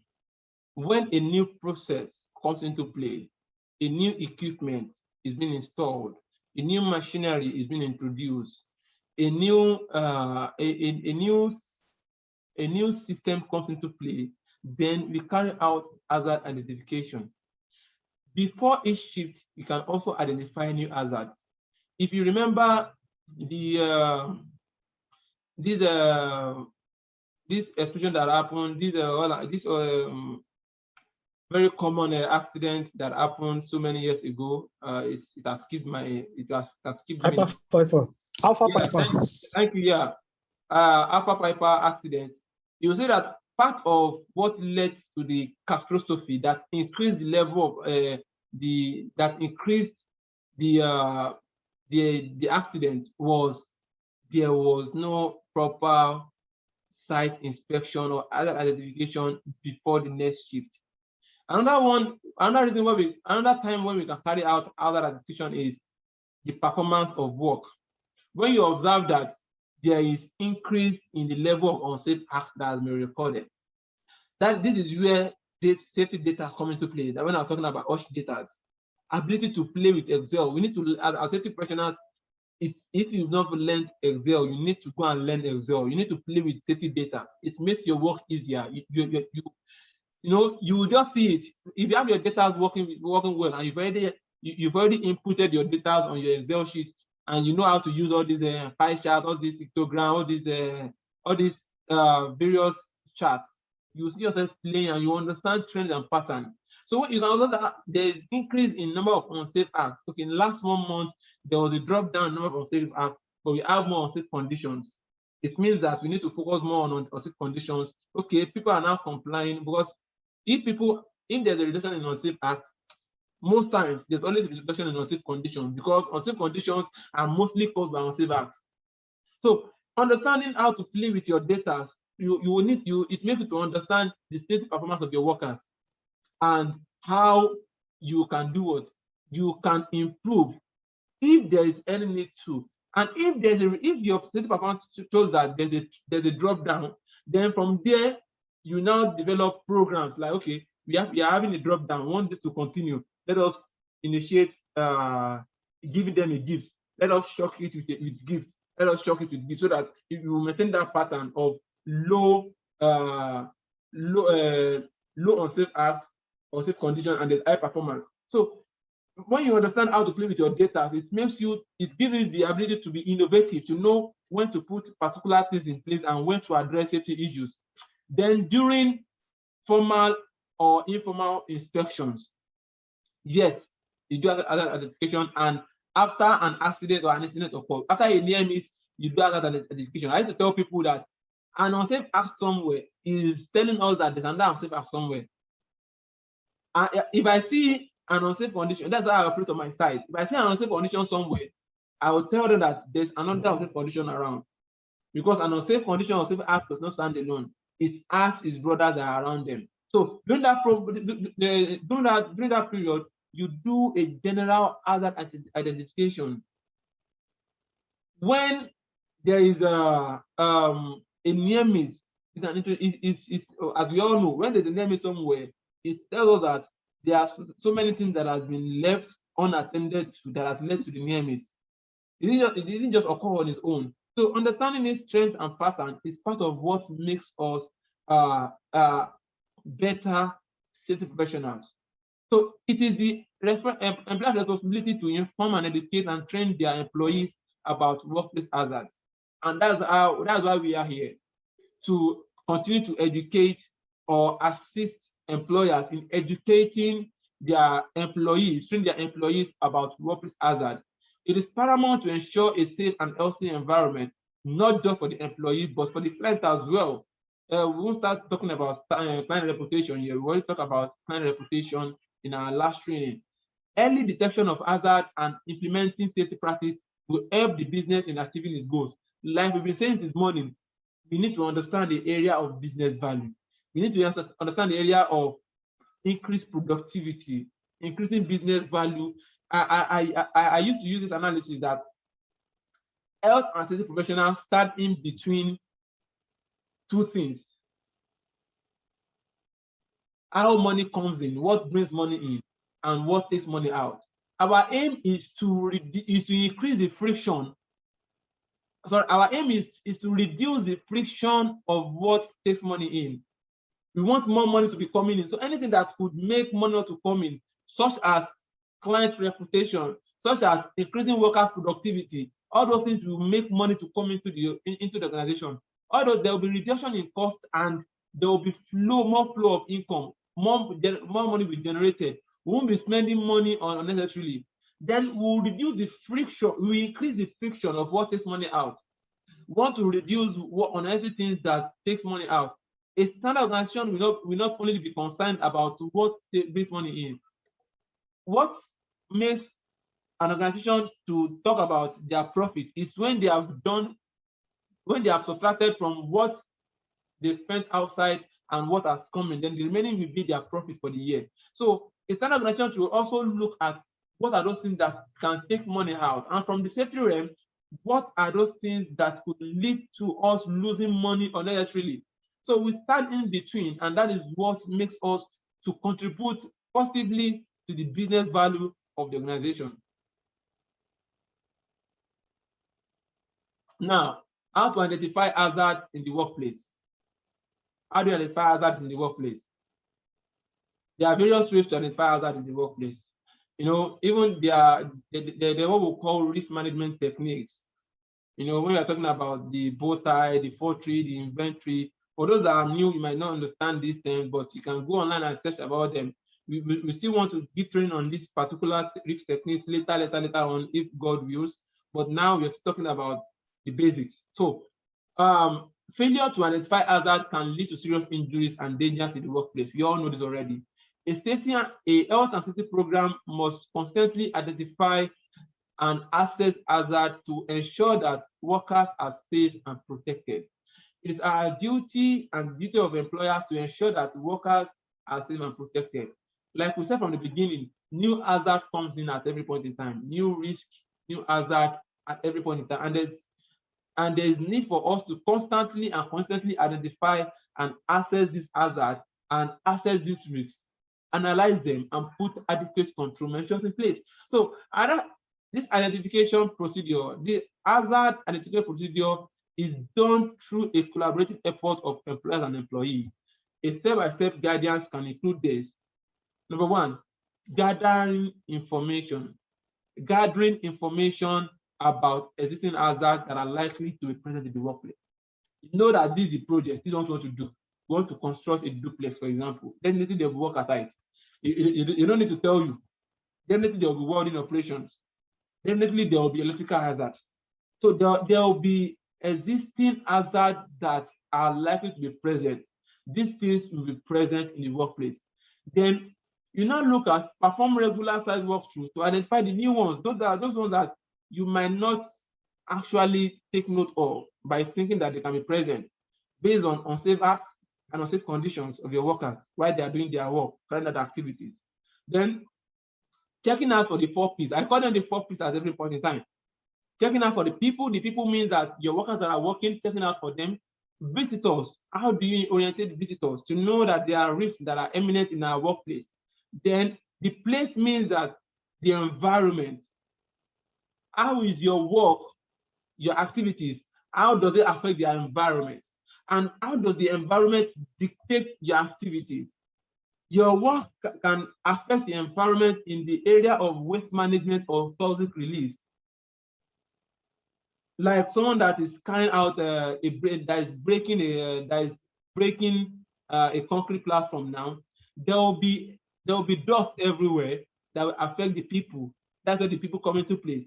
You see, this people, place, procedure, and the plan is another training on its own. It's another complete training on its own, but I'll just summarize it. So how your activity can affect the environment is what I've just mentioned now. It's the area of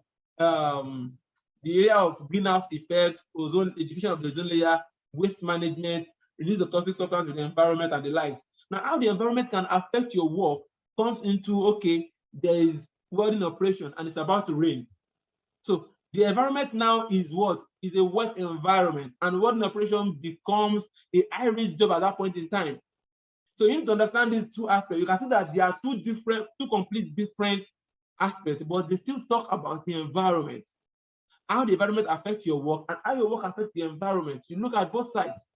Then the procedures your workers are taking to do the job. You want to transfer 10 bags of cement from point A to point B. Instead of carrying it physically from point A to point B, can't they use a machine? Can't they use a simple wheelbarrow that will make the work faster?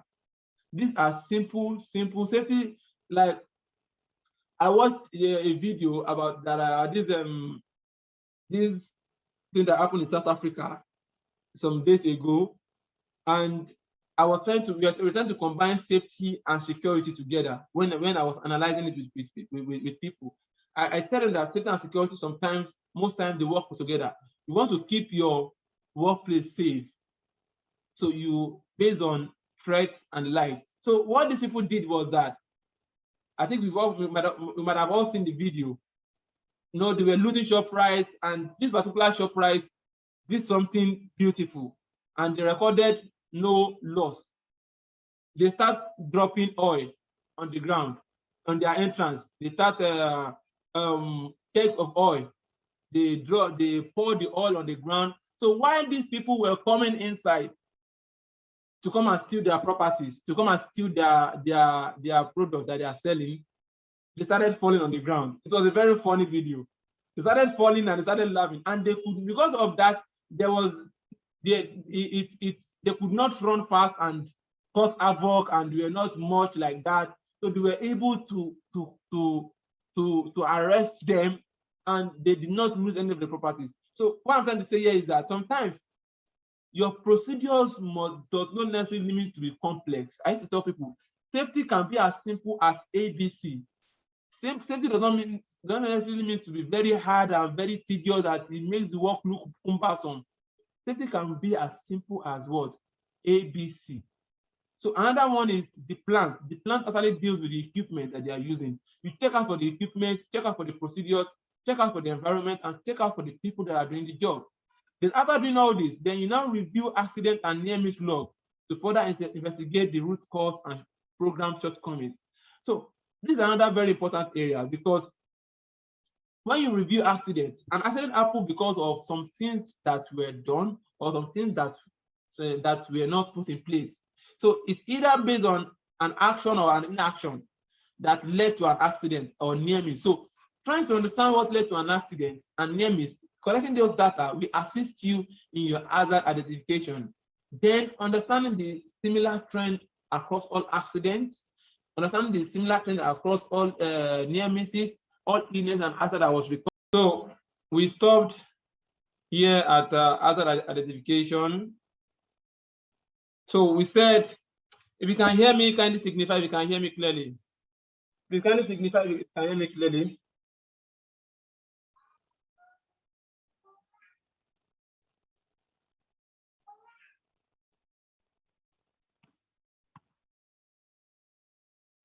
So kindly signify if you can hear me clearly. Thank you, sir. Mr. Taiwo Ananuga, we appreciate your presence here, sir. We really appreciate your presence here. Thank you for coming, sir. All right, so we are talking about hazard identification, and we stopped at the 4 P's. Then we said reviewing your accident and near miss log to further investigate the root cause. We've spoken about this.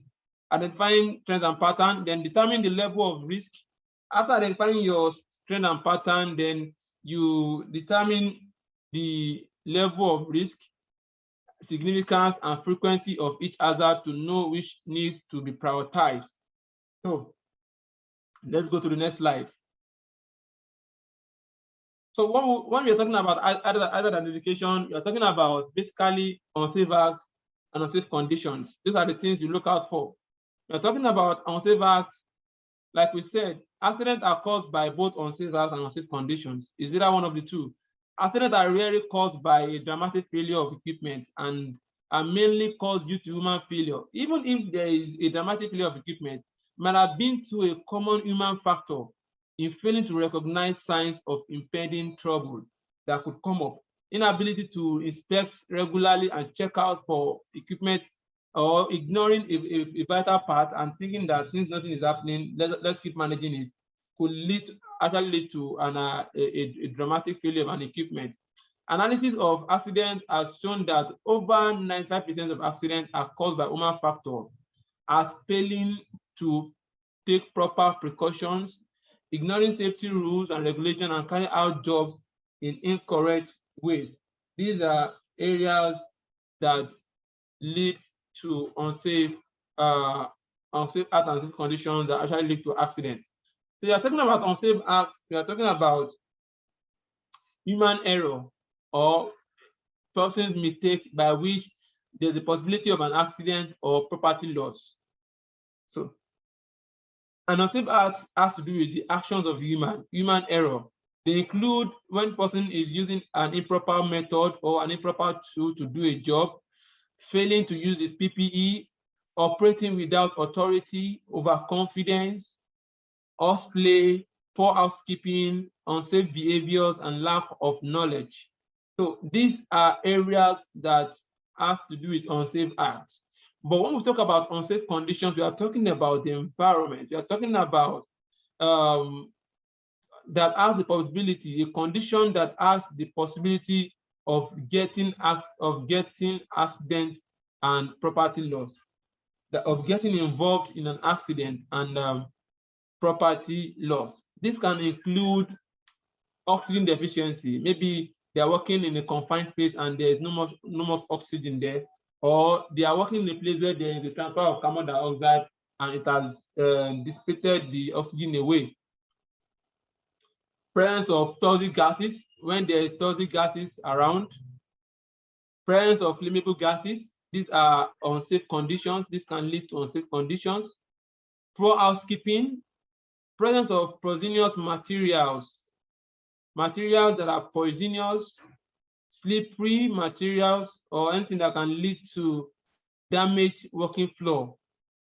Unguarded machinery that is being exposed to machine that is moving part of the machine that are unguarded.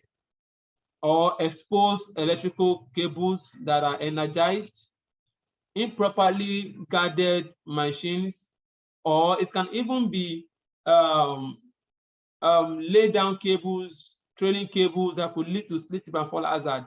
These are unsafe conditions.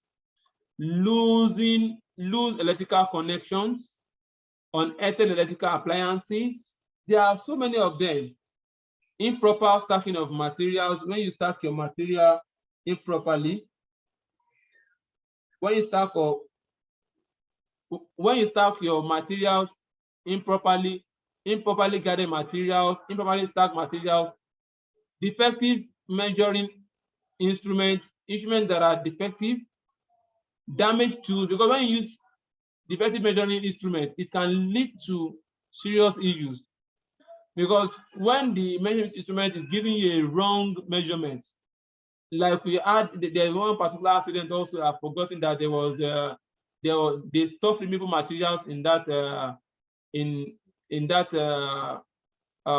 storage facility, the storage facility, they stored, and what happened was that the measuring instrument was giving a wrong measurement, and they thought that the tank wasn't filled up to where it's supposed to fill up. Meanwhile, it has overfilled and started spilling to the floor. So defective measuring instruments can also lead to what? Serious accidents. Damaged tools, defective materials, and inadequate illumination. These are examples of what? Unsafe conditions. So right about here, we have some pictures of unsafe conditions and unsafe acts. So if you can identify some of them, please let us identify them. If you are active here, I apologize that we have lost a good number of us due to what happened. But if you are active here, please kindly drop it there. Your unsafe act and unsafe conditions. What do you observe? I can observe so many unsafe acts here. The first picture tells us what unsafe act and unsafe condition means. As you can see in the picture, it tells us that unsafe act is the person that is staying under. Unsafe condition is that suspended load, it's a safe condition. Then if someone staying under is the unsafe act. If you look at the second picture, there are a lot of trailing cables, liquid tea on the CPU, poor housekeeping, poor book arrangement. There are lots and lots of unsafe conditions, suspended load, improper use of ladder, monkeying, no use of PPE, work using the access road, putting if you look at the next picture, they dropped their materials very close to the fire exit, and there are lots and lots and lots of them. There are lots and lots of unsafe conditions and unsafe acts here. Please kindly show us one unsafe act and unsafe condition. Kindly tell us one unsafe act and unsafe condition to be sure that we are here with us. Let us show us one unsafe act and unsafe condition. I've done this already. Let's look at the second picture. Let's go back. One unsafe act and one unsafe condition. Blocked exit point. Thank you. Another one. There are lots and lots of them. There are lots and lots and lots of them. Let us keep mentioning. Do you have only one person here? Please let us continue to mention.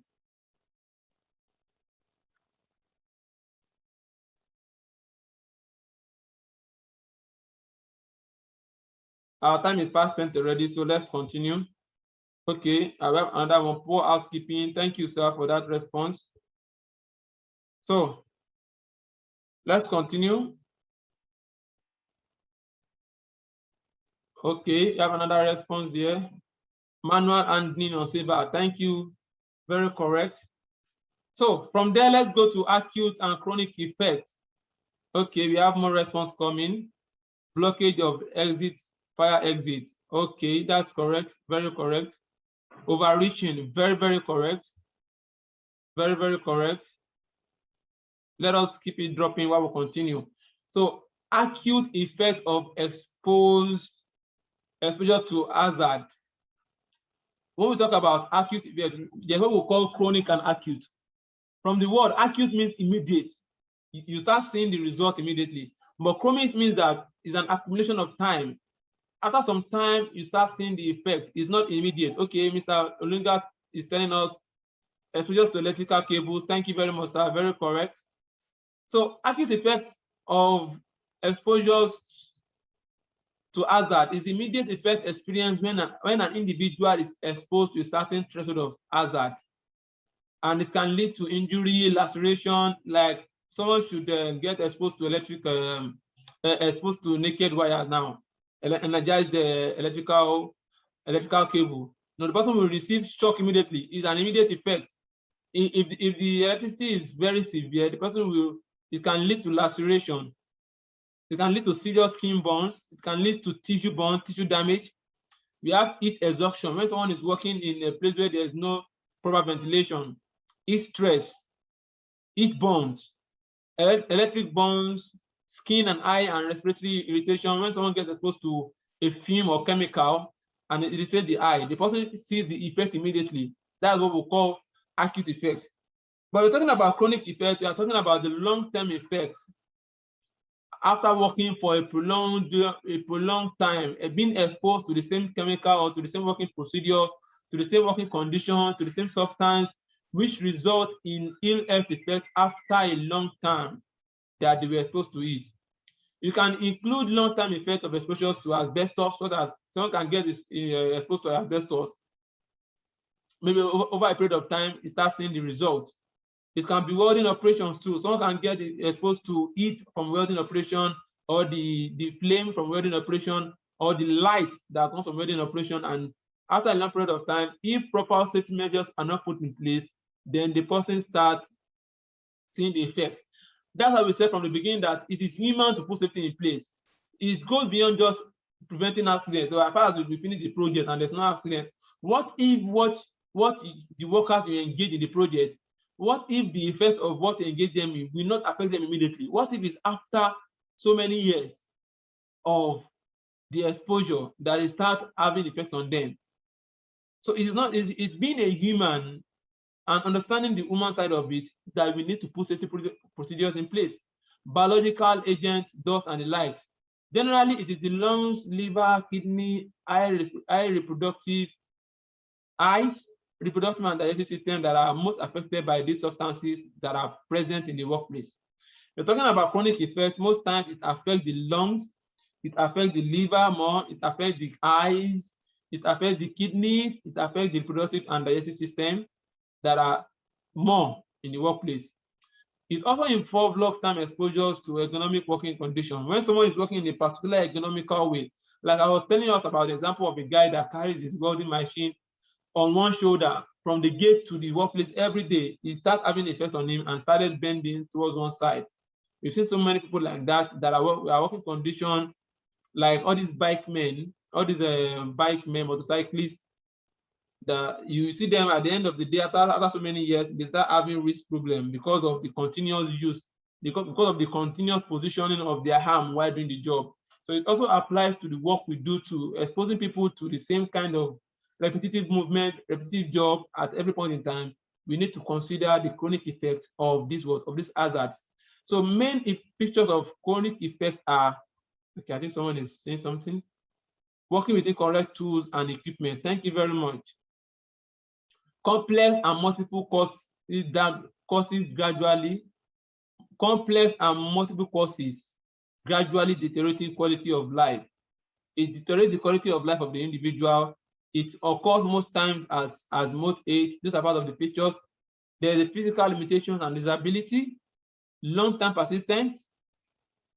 Treatment is costly at the long time. Most times they die of it. Most times they treat this thing till they die. Most times, because of it is what we call chronic effect, can cause premature death and the likes. So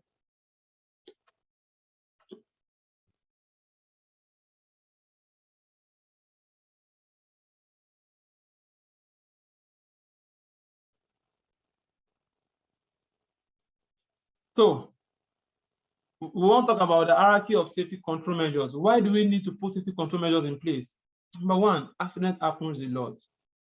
And these accidents are a result of series of actions or inactions. You know, we already talked about risk, understanding risk, and the severity of risks and analyzing them. Then after analyzing them, they now put controls measures in place. After we've done all these things that we've been saying since morning, then it's now time for us to put control measures in place. Because it is action, their accidents are a series of actions, and one leads to another before finally becoming an accident. So it's our duty to prevent accidents by putting control measures in place. A little ignorance and neglect set in motion an unpleasant incident. When we ignore little things and we become negligent of it, it sets in motion an unpleasant incident. If you can look at the picture, this is just a brief example of what it means to put control measures in place. If that hand is not there, it will continue to fall till it gets to a place that will finally lead to the accident. So it's our duty to put a control measure in place, to put control measures in place for our work activities in order to prevent accidents from happening, which at the end of the day increase the business value of the organization, depending on how we understand it. So we have basically 5 hierarchies of controls. In some places you might see 6, you might see 10, but most times standard, this is the hierarchy of safety control. Some used to put isolation. After substitution, they will say isolation. But most times the hierarchy of isolation still comes under engineering control. Isolation still comes under engineering controls. So we have 5 of them. Elimination, the first is to eliminate, is an hierarchy. You know, when we talk about hierarchy from the highest to down. Hierarchy, the first one is to eliminate, which is the most effective. To eliminate the hazard, you don't want it to occur, you don't want it to happen. You want to eliminate it completely. You want to eliminate a job that requires someone to get exposed to that hazard. For example, though most times it's not always practicable, but there are some little examples that we can still give us. They are supposed to carry out a welding at a height of 10 meters and also paint. Now, instead of spending time first welding and now painting, why can't they paint it on the ground level? Then when they get up there, they will just weld instead of spending another time and other people to paint at that height. So it has reduced the risk of painting at height. The risk of welding at height is still there, but that time that they will use, or those that will do the painting, will do the painting at ground level. So for the painting activity, you have eliminated height work, because they painted it at the ground level and they only fix it at the they only went to weld it there, because there's no way they can do it. They have to weld it there. So that is an example of eliminating. For the painting activities, you've eliminated work at height. The next one is to substitute, replacing the hazard with a less hazardous substance, or less hazardous procedure, or less hazardous system of work. You have reduced the effect of it. For example, let me think of an example. Instead of they want to carry out a spraying operation now, they want to spray a surface. I'm just using an example. There are many examples. They want to spray a surface with paint. Now, instead of spraying, because when you spray, there is a larger area, a surface area of contact, and the spray will spread all over the environment, and people will inhale it faster. Instead of spraying, why can't you paint? Though painting will take more time, But when it comes to the hazard of inhaling those substances, you have removed it by doing what? By painting. Because when you paint, there is lower contact, surface area contact with people, and people will tend to inhale the solvent lesser, and they paint lesser, and other pigments lesser than when you spray them. That is an example of elimination. You can also give us so many examples of it. There are so many of them. There are so many examples of elimination. So many examples of substitution. Instead of lifting the material physically, you can decide to use a wheelbarrow. You have substituted the use of physical force and exertion. You are substituted with using something that it is more easier and faster. So there are so many examples of substitution. Instead of using you want to work at a height, instead of using an inappropriate platform or a ladder, because it's very high, you decided to use a proper scaffold, or you decided to use a working what is it called, mobile elevating work platform. These are examples of substitution. Then engineering control means that you are trying to create a barrier between the hazard and the individual, and the person and the environment, like putting guard on moving parts of the machine. Those are engineering controls. Using a detector system to detect high temperature or excess temperature or a movement inside the system. These are engineering controls.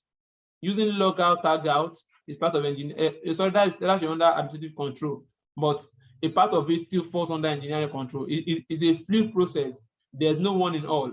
So administrative control has to do with changing the way people work.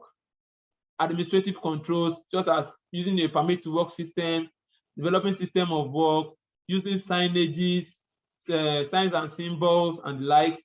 These are examples. Use of signposts, use of safety signposts as engineering control measure is I used to believe that safety signpost is safety sign and signages is under administrative control. You can enlighten more. You can enlighten us. You can enlighten us more on that, sir.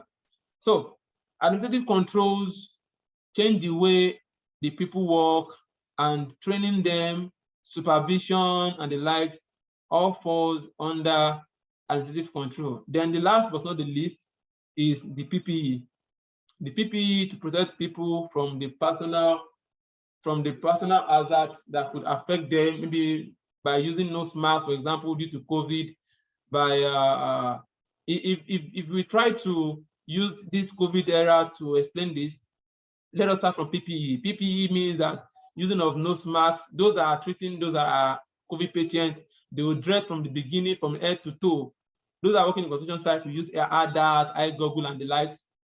When it comes to administrative control, it means sensitizing the people, educating them, enlightening people, telling them the effect of COVID-19, making them to understand the effect of COVID-19. Administrative control generally, taking record of those are the patients and giving us understanding of the effect of COVID-19.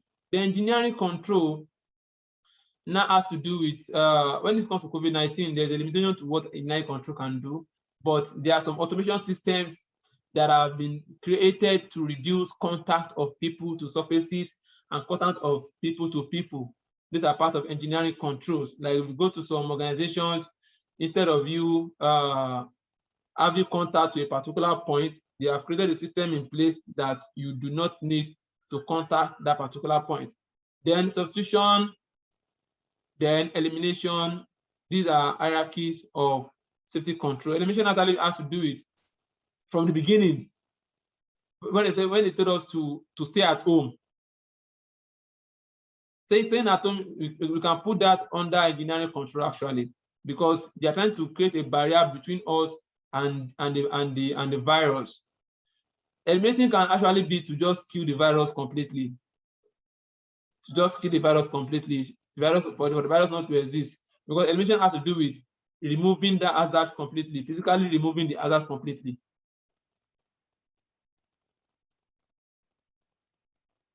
So I was telling us that some people used to use isolation as another area of safety control measure, but we said that isolation still falls under engineering control.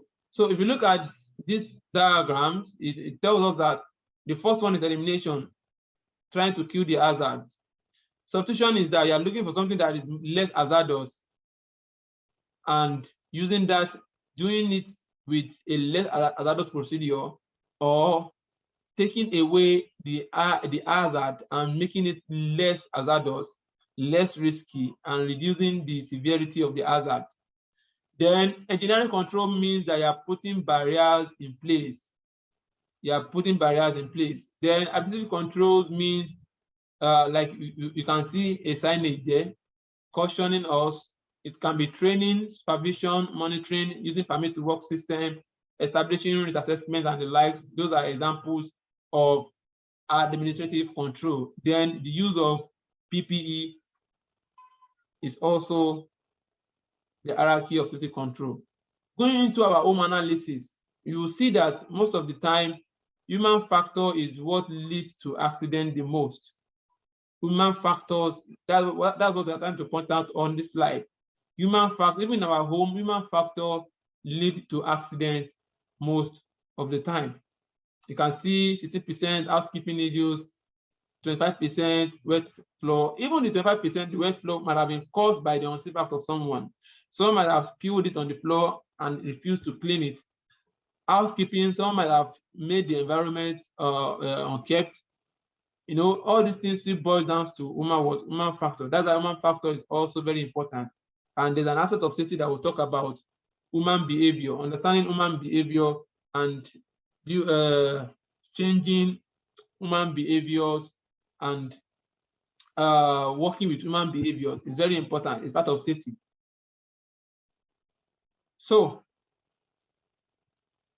putting control measures in place, what are those things we need to look out for? Simply put, number one, what is the hazard? We've mentioned the various types of hazard that we have. Then what is the risk involved? What is the risk that the hazard exposes us to? What is the likelihood and the severity that this hazard will lead to an accident? Then who are the victims? Are they the workers? Are they vulnerable people? Visitors?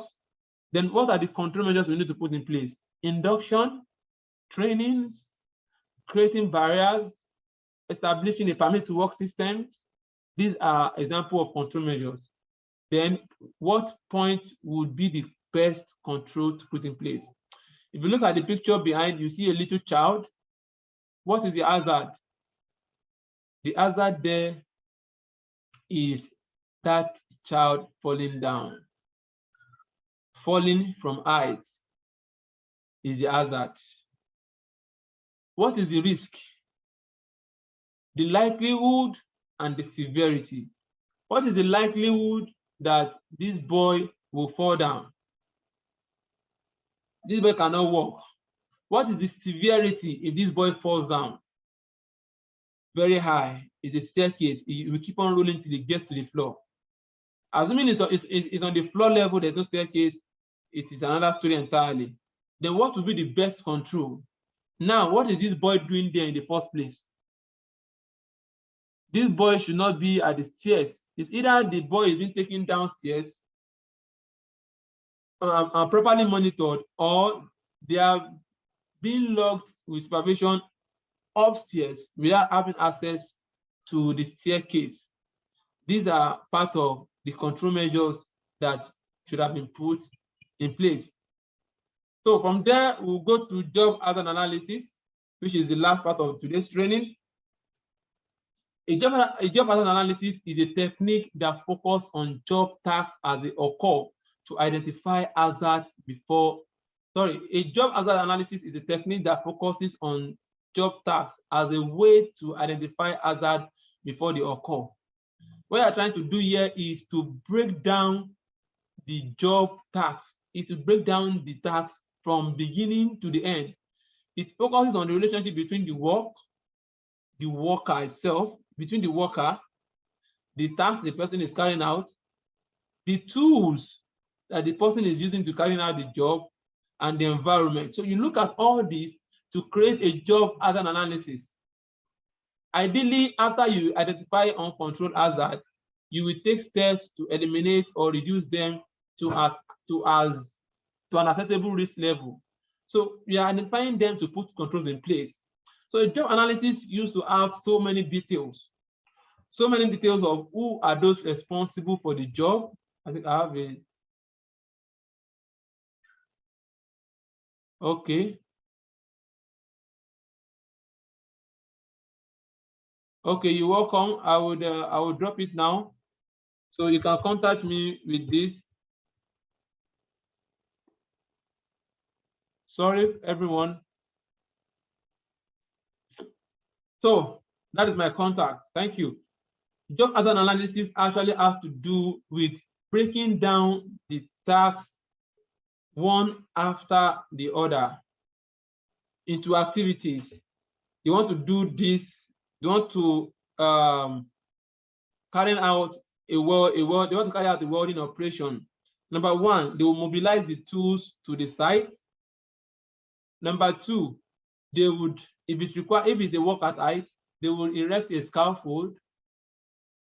After erecting the scaffold, they will position and lift the metal that they want to weld. After doing that, after positioning and lifting the material they want to weld, then they will now carry out the lifting operation. Then after that, they will now descend from the scaffold and demobilize the scaffold and leave the site. You break the job down into the stages. And for each stage, you now analyze, you identify the hazards. What is the hazard of using a scaffold? The possibility of the scaffold collapsing. There's possibility of someone falling away from the scaffold. There's possibility of various kind of hazard that can evolve from use of work at height. Then from welding operation, what is the hazard that is involved? There is fumes generated, there's electricity, there can be issue of electric hazard, there can be issue of fire from welding operation. You break down these tasks one after the other. You identify the hazards. Then after identifying the hazard, then you now tell us what are the control measures that are in place already. Then what are the new control measures that you want to put in place?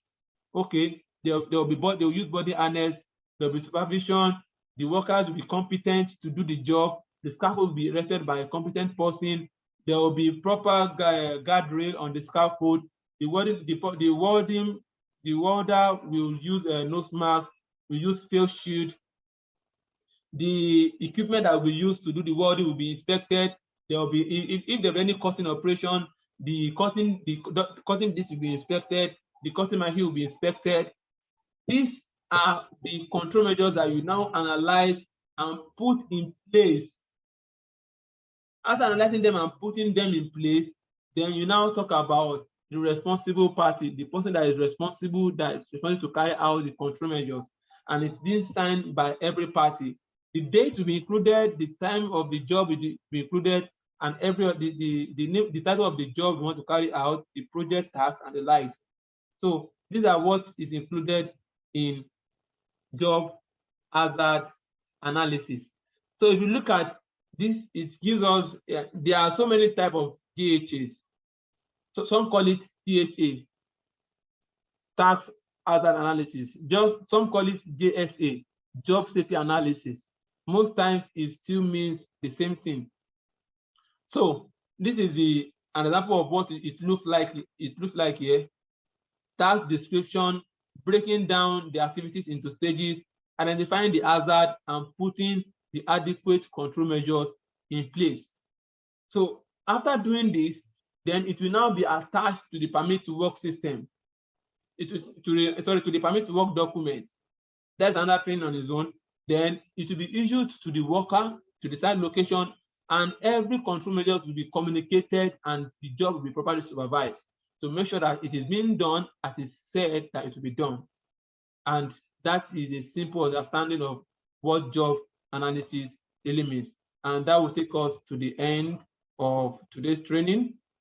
Thank you all for your presence. Thank you all for attending our training. We hope we have actually impacted to what we know already. And really appreciate you for taking your time to join us. Even after the loss in transmission, you were still patient enough to join us. Really appreciate that. So part of what we do is to provide HSE support to your organization. You can help train your employees, your organization can help train their workforce on various health and safety courses, various health and safety trainings. And we also provide HSE support. We have professionals that are ready to join your organizations if you need HSE support in various folds. So thank you all for coming. If you have any question, please let us ask a question.